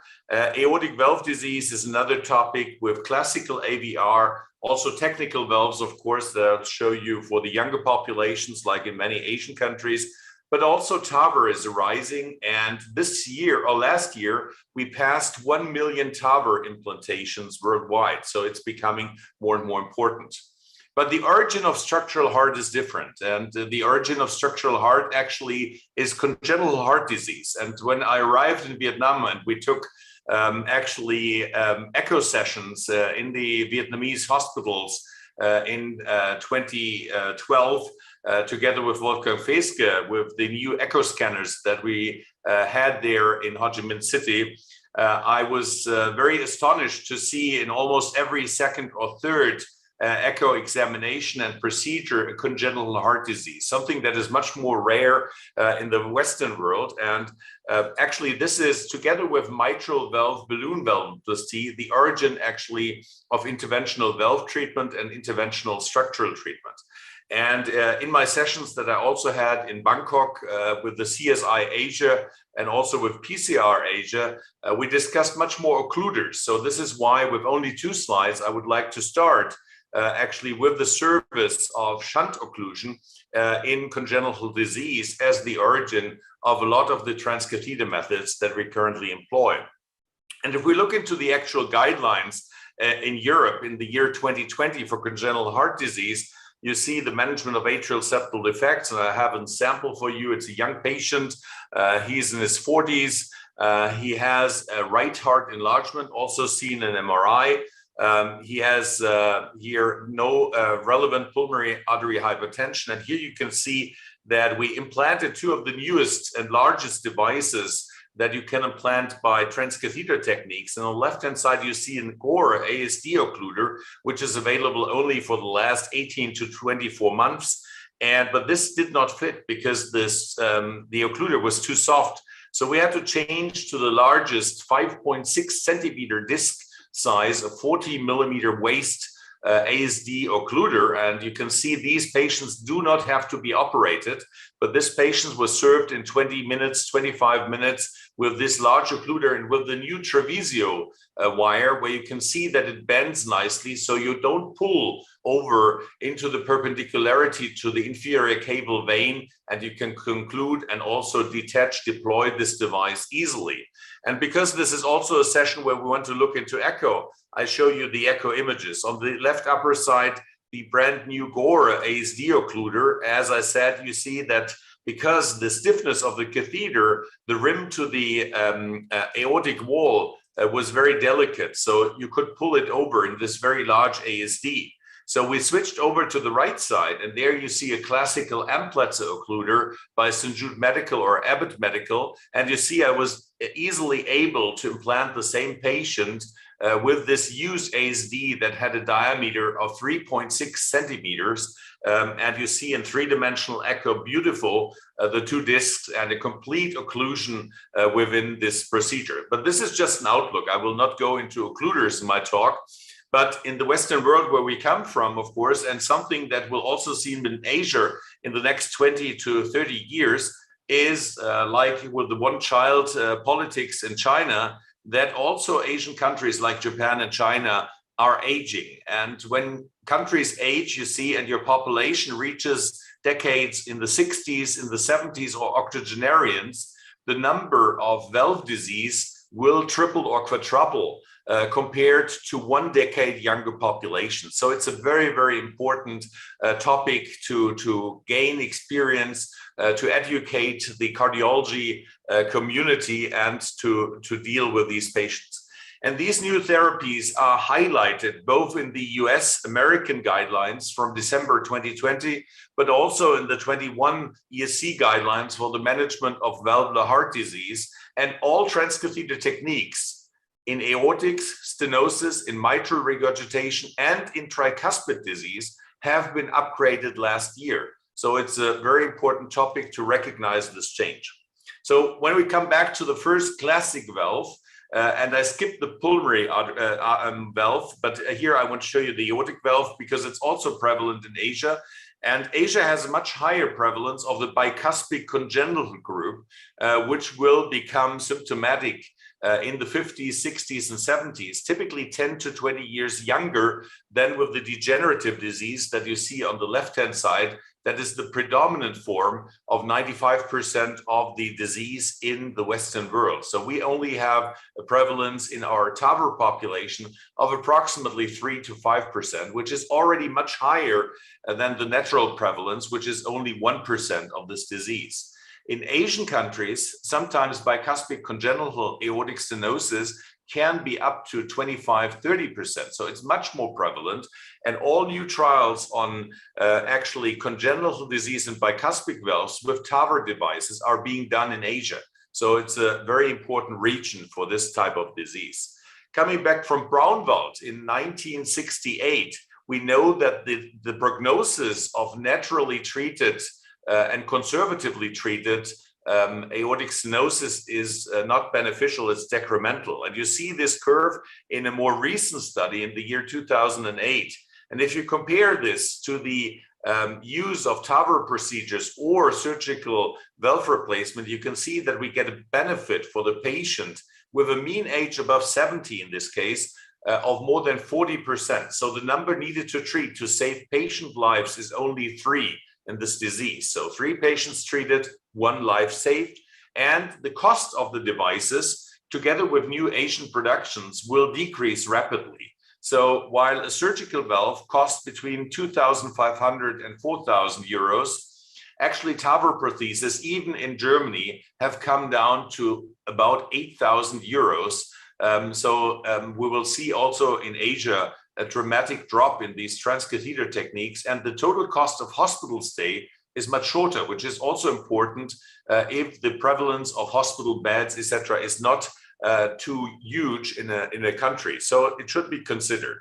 If we look into surgical fields, you see, of course, that mechanical prostheses and biological prostheses, they are more used in younger populations, but we have the non-benefit of a sternotomy and, of course, of the extracorporeal bypass, the heart-lung machine. So we have to move on to other situations. And if we look into 2 famous people, this is Professor Martin Leon from the Columbia University and CRF that leads and has initiated the TCT Congress, one of the largest international congresses on structural heart disease, and Michael Mack, one of the key authors and one of the hybrid physicians. He is an internal medicine doctor and a heart surgeon in one person. So he said the future actually of structural heart disease, cardiac surgery is minimal invasive by a catheter. It's a transcatheter intervention, and it is the heart team. So it is collaboration between interventional cardiology and heart surgery and other specialties. Very important to remember. If we look into the estimate from 2015, you see that there was a huge area of patients not treated. And we're now able, instead of a situation that we had 1 decade ago, when only 10 to 14% of the patients were treated, we now treat more than 30% of the patients because of the added value of transcatheter TAVR. And if you see on the perspectives of the structural heart global market, you see the volume of TAVR structural occluder interventions that I showed you and mitral valve in the year 2018. If we now look into the next years, into 2023, and this will be postponed by 2 years because of the COVID pandemic, so this estimate will come in 2025 or 2026, but we see that TAVR will not double anymore, but increase by about 70%, but mitral valve will triple, structural occluders will double worldwide. These are worldwide numbers. So it includes Vietnam, Thailand, and other Asian countries in this estimate. So this year, actually in April, we have 2 decades and 20 years of the first human implant in TAVR. So in 2 months, this will be the 20-year anniversary of the TAVR situation. And even while this very, very sick person did not survive even a year, he has initiated a very safe therapy that now saves tens of thousands of people in different countries and worldwide, actually every year, more than 50,000 patient lives. And you see how this was done in the beginning. It was a wiring of a 3.5 meter long wire entered from the venous system over a transeptal puncture, crossing in the left ventricle out of the aortic stenosis into the descending aorta. It was then snared, externalized to have enough push to put this valve in an autograde mechanism that we now use only in mitral, actually again, but this was used at that time for TAVR. So TAVR was orthograde, not retrograde, and this caused a lot of more complications than we have nowadays. So the mortality at 30 days at 1 month in the last 10 years has declined from approximately 9% to 1.5 to 2.2%, depending on the center volume. So a huge benefit for the patients. Also, this is a patient example that we treated with Brazil. This is Sao Paulo in Brazil. And you see that even in developing countries, TAVR plays an important role because this patient could not be operated. He has a severe choleskyphosis of his chest situation. He had a severe aortic regurgitation, and you see there is no calcification. He was treated with a self-expanding valve, which is a portico valve in Brazil, in Sao Paulo last year, and he is doing well since then. And this poor guy would have been left conservative in this country without this new therapy. There are new things, and I can tell you that I've implanted the first worldwide case in September 21 of a chordal implant in a human being in Bordeaux, in France, last year. And we will now in March do the third case worldwide. So the first case was done in France, the second in Georgia, in Tiflis, by Asim Latif. And this is a screw into the papillary muscle region that holds a short Gore-Tex wire. And it's the first situation where we implanted a transvenous successful implant to a papillary muscle anchor without accessing any more via an apical approach or a thoracotomy. So this patient was done closed chest with only a 5 millimeter access through the groin and with a Gore-Tex suture. And here you see Thomas Modin in this picture. That's me, and that's Professor Lebruce from the Bordeaux team where we did this case. The other new things that arrived 3 years ago and that have already gained momentum is the first human transvenous tricuspid valve replacement in world. And the fourth case worldwide was also done in Mainz. And now we have an experience of 250 human implants within 3 years. And we have started the first pivotal trial that is a randomization of this technique against medical therapy in tricuspid valve disease. All these changes in technology have led to a large change. And in blue, you see SAVR, surgical aortic valve replacement, versus TAVR. And I can tell you that this is not shown the cinematic situation, but in 2021, more in Germany and also beginning in the US, more than 75% of all aortic stenosis treatment is now done by cardiologists and by TAVR. So it's a very, very important treatment that we have to recognize. What are the interventional approaches? There is transfemoral, there's transapical, there are also subclavian approaches, and we have the balloon expandable versus the self-expandable valves. One situation that has always been important is pacemaker and paravalvular leak. And in paravalvular leak, I just give you a short overview of the changes in the last 3 years of the devices. So we had a change over the last 8 years from the core valve prosthesis, and you see that the sealing at the lower footprint to the LVOT has been increased over time in the generations. The same is true with the Sapien XT. You see an open cell approach of the stent, a closed skirt to prevent regurgitation between the calcium, and now a woven different textile fleece that is even more adapting, and this is swelling next to the calcification, so we can overcome. And a problem that Malte Zinning, as one of the faculties here, has published nicely on an aortic regurgitation index. This is by the way, no longer needed because the rate of regurgitation that is relevant has decreased to far beyond and below 1%. And this was far more prevalent. And there's this important publication from the Bonn group by Malte Sinning, and we have to recognize this, but this gave the way to further develop these valves, and you can produce them at the same cost, and they have the same longevity. So Navitor, Accurate Neo 2, Sapien 3 Ultra, Evolut Pro.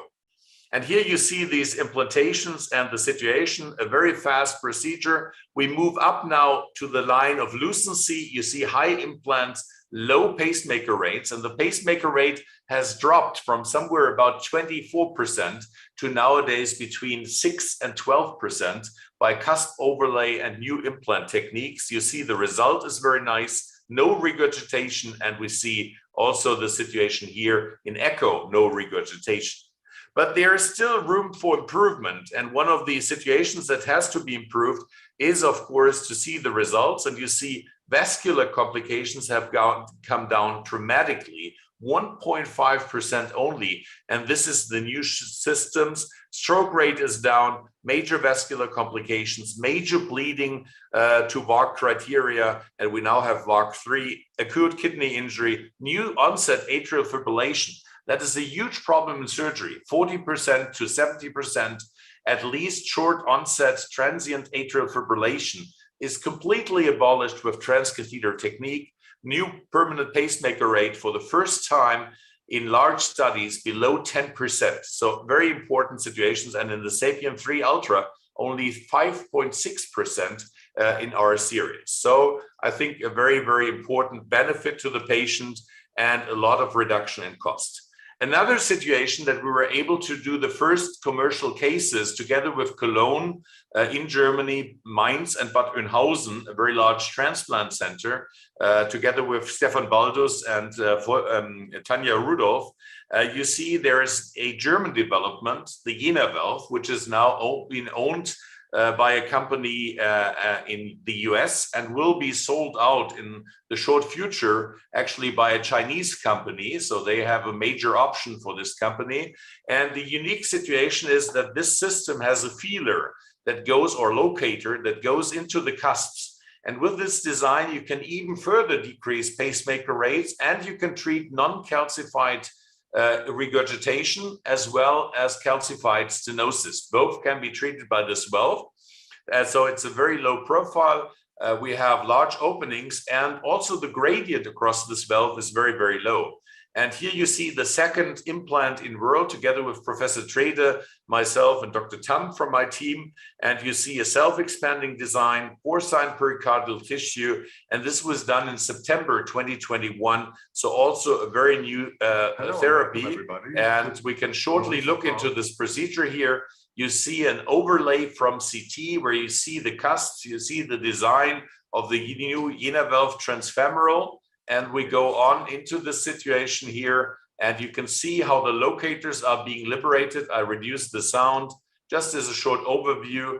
And here we inject contrast into the individual pockets. And then you can see how we see the locators and the cusps derived from CT by turning the C-arm angle. And when we do this, here's the valve opened in the system. You see the feelers are bulging. They are contracting with the leaflets. So this is in systole and diastole. You see this in echo nicely, how they are engaged in the leaflet before deployment. The patient is very stable at this point, and you can do an echo. This is just to highlight this new implant technique. And then also an echo, you can check the situation and then deploy the valve. Here's an injection. You see the feelers are down to the cusps. All cusps are injected with a multi-purpose catheter. And now I release the system and the valve is immediately functioning. You see the pressure curve is very nice. You don't need rapid pacing for this procedure. And here the valve, I just show it to you, wait a second, is being deployed. It's in the next seconds. Here the valve is coming. You see we have just a fast pacing, no rapid pacing, hemodynamic stability, and you simply pull back the sheath and the valve is implanted in 2 seconds. So the whole procedure just takes about 20-25 minutes, very fast. And these are the first human cases, 5 human cases in AR and 1 in stenosis. And this is also the first worldwide stenosis case that you see here. This is stenosis, all others are regurgitation. And none of these patients has a regurgitation. So I think it's a very, very promising situation for patients. And we're ongoing to develop this technique further. So this is the first commercial aortic stenosis patient. The next thing that has gained a lot of momentum is something that we know for 19 years that has also been developed. That is the MitraClip and Pascal system. And you nicely see how this is implanted.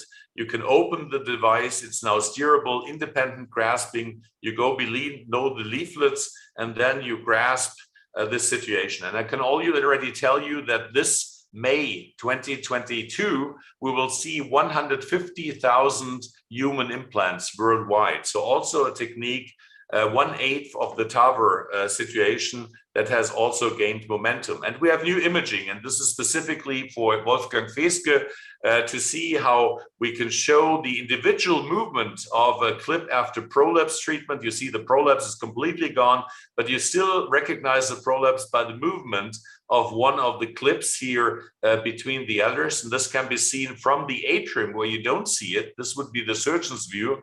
And this is beating heart, the ventricular view on the other side. And we also can look in this Pascal case on the right-hand side through the devices to the leaflets with this transparency modes in echocardiography. Artificial lights, photorealistic imaging, everything new in structural heart disease. And this has changed guidelines because we're coming from a situation where outside co-op before there was a 2B indication, and for the first time we have a 2A indication in this field.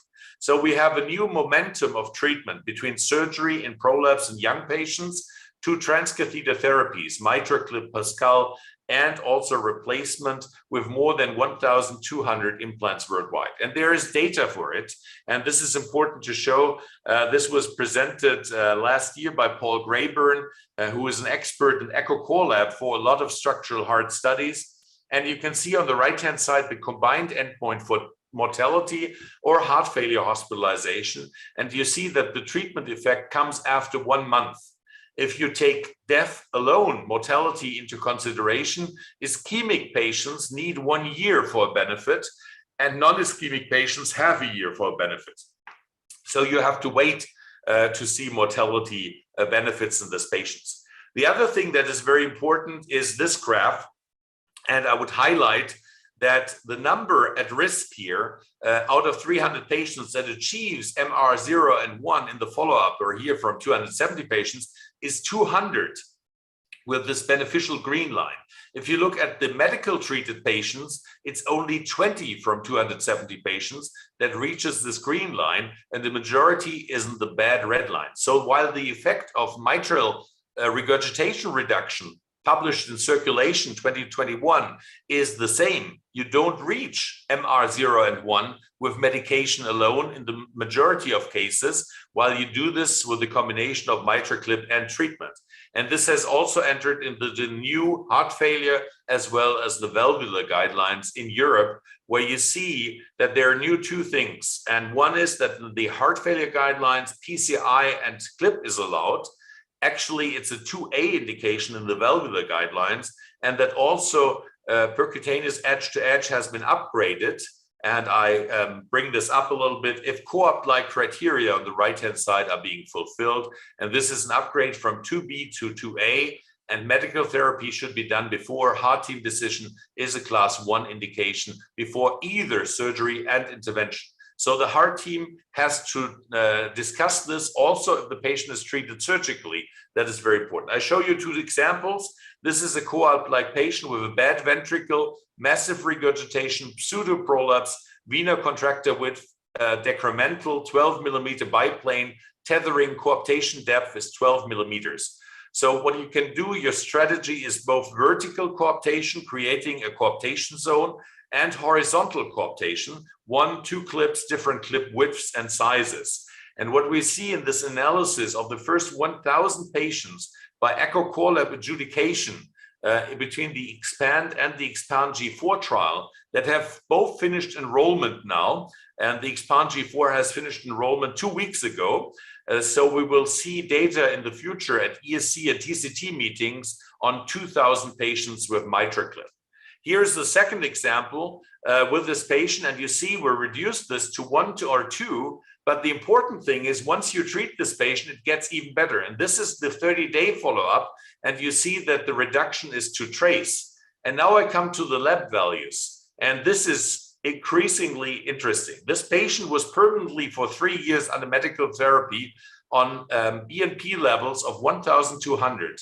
NT-proBNP levels of 8,000. He decompensated to a rate of 29,000 NT-BNP, and he recovered to a BNP level from 3,773 to 200 after TIA treatment. So I think a very, very important sign that TIA treatment helps. And here I show you another patient with better function.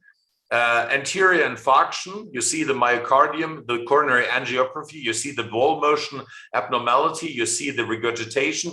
He is even on SGLT2 inhibitors. So he has the latest medical therapy, but still has his mitral regurgitation. And we treated this patient. And these are also images for Wolfgang, so that you really can see how the benefits are. I hope that the computer will take the change in the slides. We have a short contribution of the send clock. I'm hoping that this will stay stable in this large presentation. I have to wait a second, otherwise I will have to restart the PowerPoint. Yeah, it works, okay. So this is the initial situation of this patient. Everybody will agree this patient has a severe MR. He is treated with 2 of the latest generation 4 MitraClips and has a trace regurgitation. This patient immediately after 1 week had a walking distance increase of 150 meters. He went down to New York Heart Association class 1 with a residual contraction that you see is not too bad, apical wall motion abnormality, 45% ejection fraction, and this patient is doing extremely well. So another reason why we should consider these modern and new therapies. The next option where the 2-year data has just been published is of course also replacement. You see with replacement, this is 2-year data from the first compassionate use patients. We have follow-up rates now of 8 years, and you see the latest trials that are upcoming. And here you see such a patient, severe tethering, not clippable. This you see the gap in the whole areas of the mitral valve here, an 80-year-old patient, and we treated this patient with modern echocardiographic guidance that I hope you will see in a second. This is the 3D image of the wire coming from the apex to the right upper pulmonary vein, and on the right-hand side you can see the deployment. Everything is echo controlled. You don't need contrast, no contrast in these procedures. And here you see the functioning valve after 10 minutes. So a very, very fast implant possibility.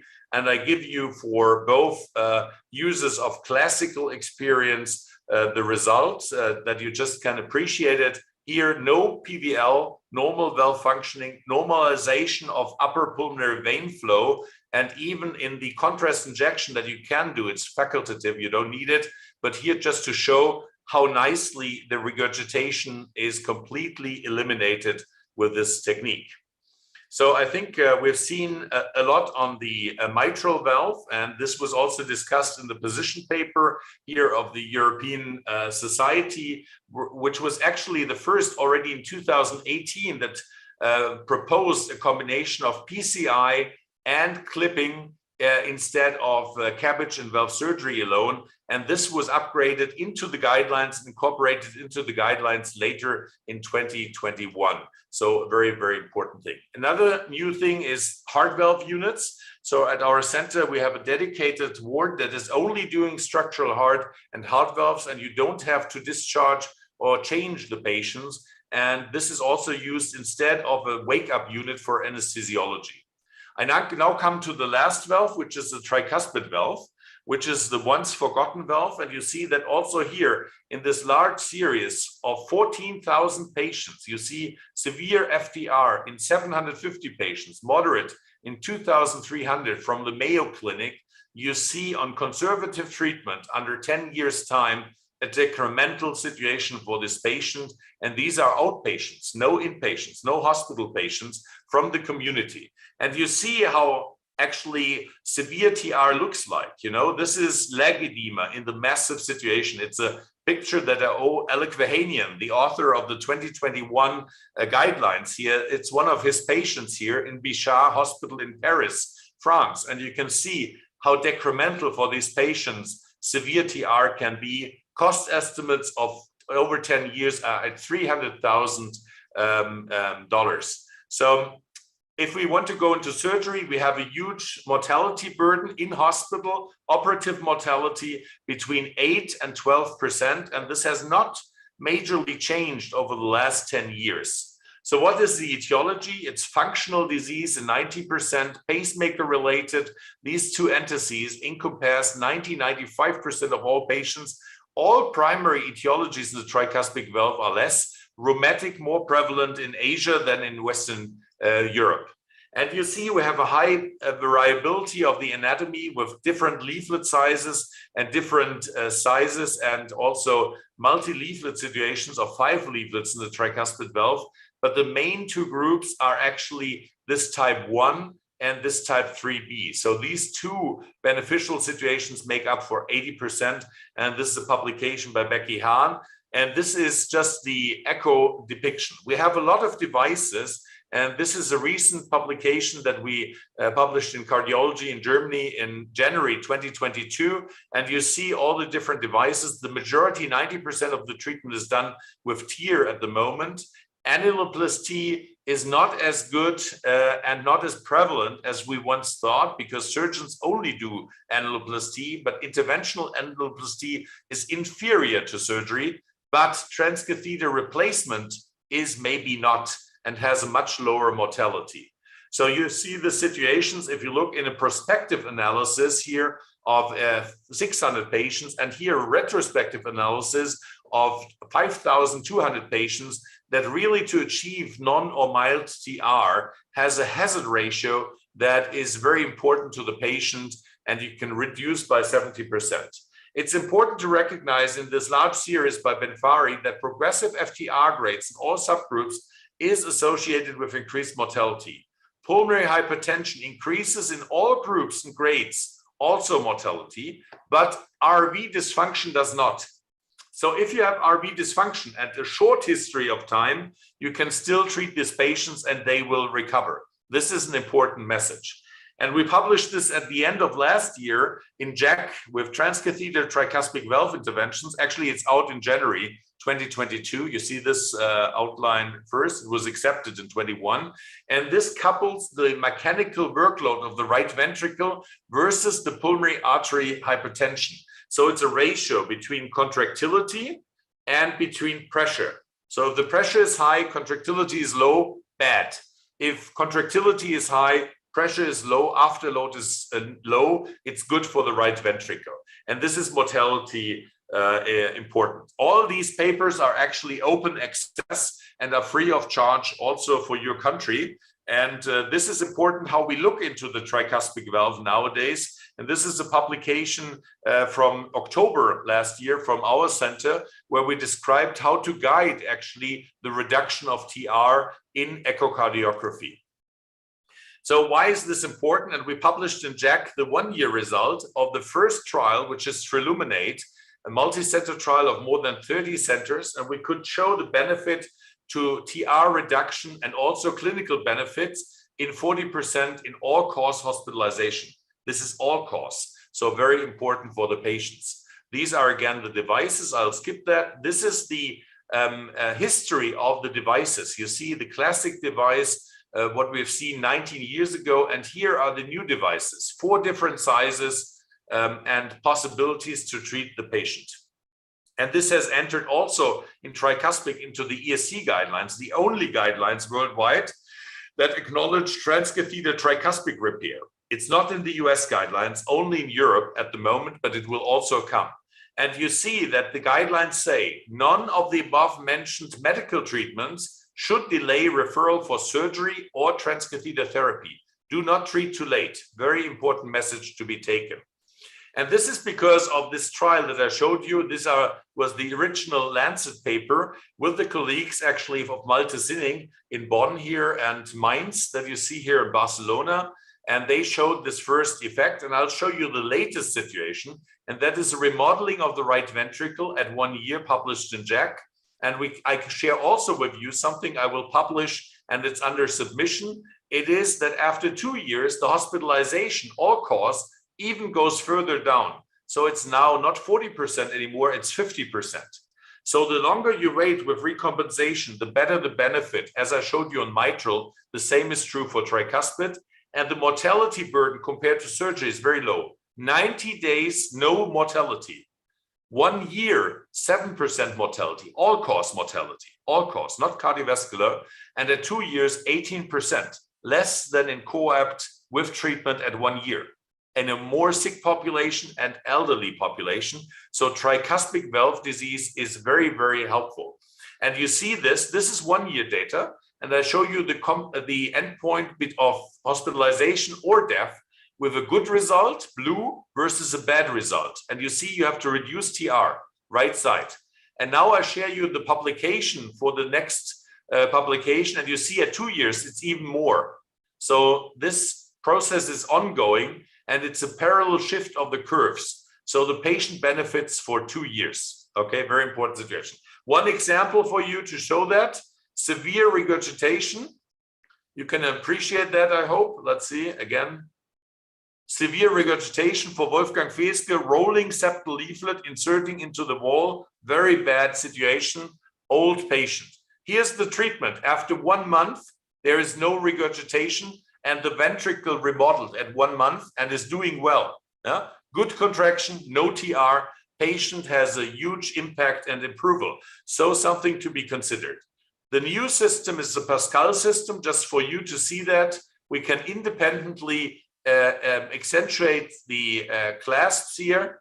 We can go to one side, close one side, and move over to the other, as you can see, in order to close the gap. We call this the Tarzan maneuver. And here you see a result. Regurgitation at baseline, trace to mild, none after 2 years. 2 years of treatment, no regurgitation after clip therapy of the tricuspid valve. A large study, the TR-EFS study, 63 patients with Pascal, cardiovascular mortality 3%, severe bleeding rare, benefit in ROA, contractor, and clinical benefit in New York Heart Association class, 6-minute walk, and KCCQ improvement of 20 points, highly significant. Significant is reached at 8 points. And here's a large series from Germany and Switzerland in 235 patients, and the same is shown in a larger series of patients. So I come to the last point. This is replacement. You've seen the first 25 patients were published in JACC interventions last year, and you see a huge reduction in TR, even better than in TEER, better functional class, no mortality, no infarction, no stroke, because it's a right heart procedure over the venous system. So no stroke possible. And here you see a Hedinger syndrome, large right ventricle, massive regurgitation, small left ventricle. And if you treat this patient with underfilling LV and you do this treatment, you can have a look what happens to this patient. And this is highly important. Here you see the 3-dimensional valve. This is a EVOC valve in human body. In the same patient, no paravalvular leak. And if we go one further, you can see that this treatment is highly beneficial to the patient. I have to wait a second. The left ventricle enlarged. The right ventricle went down. No leak. And we have now 1.5-year follow-up. The patient is doing very, very well. So I think you see it's a huge situation. And here, 116 patients from the US, same results by Sushil Kodali from Columbia, New York in the USA. So I'm finished, and I give you my take-home messages. to say structural heart is a very important new topic, and transcatheter therapy has a short hospital stay, is very, very safe. It's now in TAVR safer than surgery. Cardiac mortality in surgery is between 4 and 5%. TAVR is 1.5 to 2.5%. So you reduce mortality by 50%. Aortic regurgitation, I showed you, is now treatable with TAVR. Mitral valve repair is extremely safe. 150,000 patients worldwide this year. Reliable surgical and interventional techniques are available. And the tricuspid, once forgotten valve can now be treated with new surgical and transcatheter beating heart techniques. And imaging, I like to show you, and this is an homage to Malte Sinning and Wolfgang Feske, who are also pioneers in imaging, and this transcatheter techniques has become a key component to interventional success and is highly recognized by the societies. So I say thank you together with my colleague from heart surgery and my colleague from pediatric cardiology, Professor Trede and Professor Kampmann from our center. And I'm happy to take any questions if time permits, and I will stop my screen share. I hope this presentation was attractive and interesting to you. Okay, thank you. It's really fantastic, and we have believed that it would come like that, and you did not disappoint us. Are there any questions from the others? This is the technology that you showed us, and to be very practical must be decided in each individual case. And I've fortunately, I know that you are very serious in treating patients. Not everybody can be done with any technique. For instance, for the tricuspid regurgitation, it is a difficult situation. May I start with a short question? The problem in tricuspid regurgitation, severe tricuspid regurgitation, how do you decide what is the resistance of the pulmonary vascular bed? The problem is that you have not enough forward flow, and then if you put in a valve, it will directly start to get the high flow, and then you will see the result, what is true life in the patients. Yes, thank you very much for this question. Thank you for putting me on the live stream. I think it's absolutely true. Because of the limit of time, I've not shown, of course, there's a distribution of different etiologies for tricuspid regurgitation. Approximately the majority of cases, more than 70 to 75% are post-capillary and are adjudicated to left valvular disease. This is 54% of all cases. And about 20% is left ventricular and left myocardial causes. In these cases, you very well have to treat, of course, the underlying disease first. So left-sided disease has to be treated to a maximum. So if there is stiffness, arterial hypertension, atrial fibrillation, tachycardiomyopathy, whatever cause there is, or aortic stenosis or mitral regurgitation, you have to treat this first. And there will be an ongoing study with moderate MR and severe TR that will test the treatment of MR with TR or the other way around, whether this is beneficial. So all this will be treated. But you're absolutely right. About 20% are precapillary pulmonary hypertension, where actually this is a grade 3, a harm to the patient to treat or especially to place a valve. But I think this is one of the reasons why mortality has come down, because in our center and in the trials, a lot of the patients in our center, all patients receive an invasive right heart catheterization before the treatment. Nobody gets either a tear repair, an edge-to-edge therapy, nor even a replacement without a description of systolic, right ventricular and pulmonary artery pressure, without a description of afterload, a wedge pressure, and pulmonary vascular resistance. So you should treat patients only with a class 2B at the moment, or better in surgery indication, if the Wood units are at or below 3. There is a borderline situation with 3.25 Wood units, and at 5 and above, it is absolutely decremental and a class 3 recommendation. Do not treat, harm to the patient, to go there. This is less severe in TIR because you always have a residual mild regurgitation. So there will be a pressure drop and the right ventricular pressure will not change as much as you think. But in replacement, you're absolutely right. You can put a patient with precapillary pulmonary hypertension with an evoc valve into right heart failure and death immediately. And this can happen within 1 or 2 days. So, and we have very little medication that will treat right heart failure alone. So to treat an aortic and pulmonary arterial hypertension means having holes in a concrete wall, and you put more pressure, more water against it. And this automatically will mean that your water level, your pressure will rise. And we know of cases where the pressure in the right ventricle has risen after therapy by 20 millimeters mercury or more. So you're absolutely right.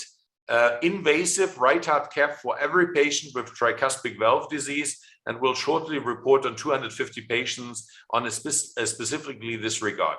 In the patients that you mentioned between 3 Wood units and 5 Wood units, it may be beneficial to also treat medically the pulmonary vascular bed, because we know that even in late stages, there may be reversal. And if you have a pressure drop under medical therapy with endothelin antagonists, you may also be able to treat these patients, but you have to do your medical testing first, and you should never treat these patients without testing.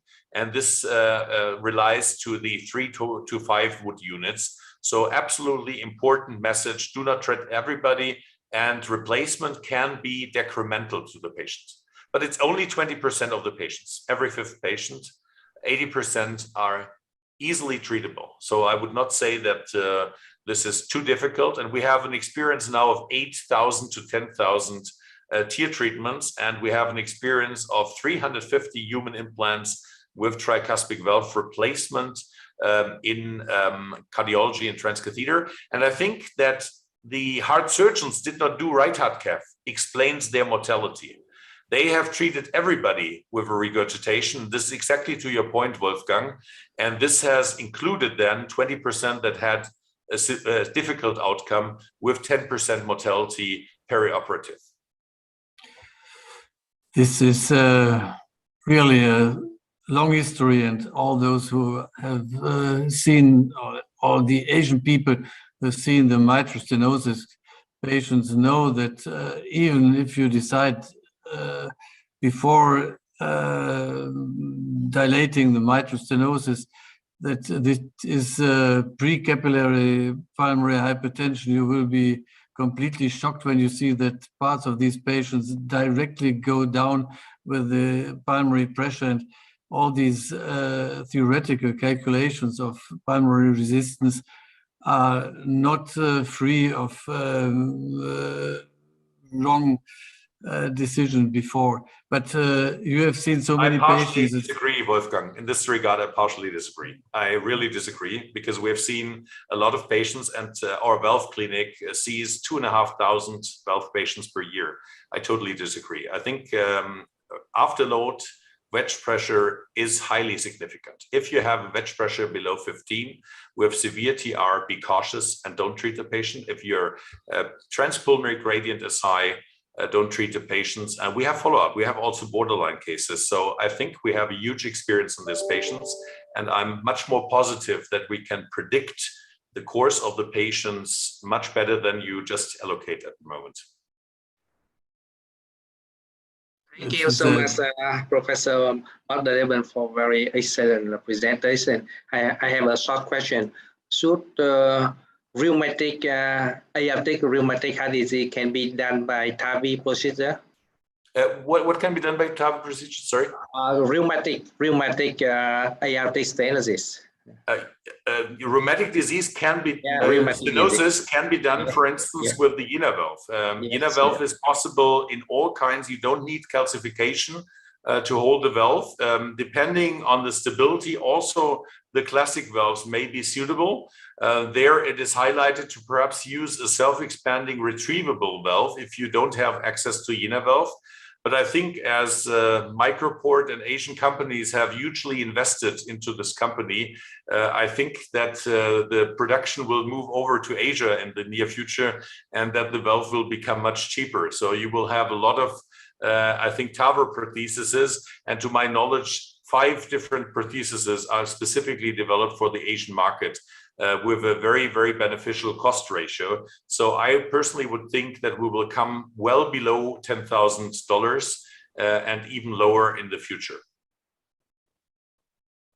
Thank you so much. So I think it's because of time, so may I have some words to close our first session here. So we have just run through our first plenary session with 7 amazing presentations with a bundle of the excellent question, answer, and comments. I would like to actually thank you all presenters for taking time to deliver the lecture and also the contribute to tremendous to the discussion. Of course, my co-chair, Professor Fresh, Dr. Kwang, and all of the panel members for their contribution. I would like to close this session now, and please come back in a few minutes for the third workshop. I think we run a little bit late, so we may have 15 minutes for a short break. So you are all invited. Please come back at 2:20 p.m. Vietnamese time, and you can choose 3 workshops via the channel 1, 2, or 3. Thank you, and thank you all, and see you very soon. Thank you. Bye-bye. Yeah, thank you, and see you soon in the breaking out section. Bye-bye. Thank you. Thank you very much. Bye-bye. Thank you very much. Bye-bye. Hatte da leider Eine andere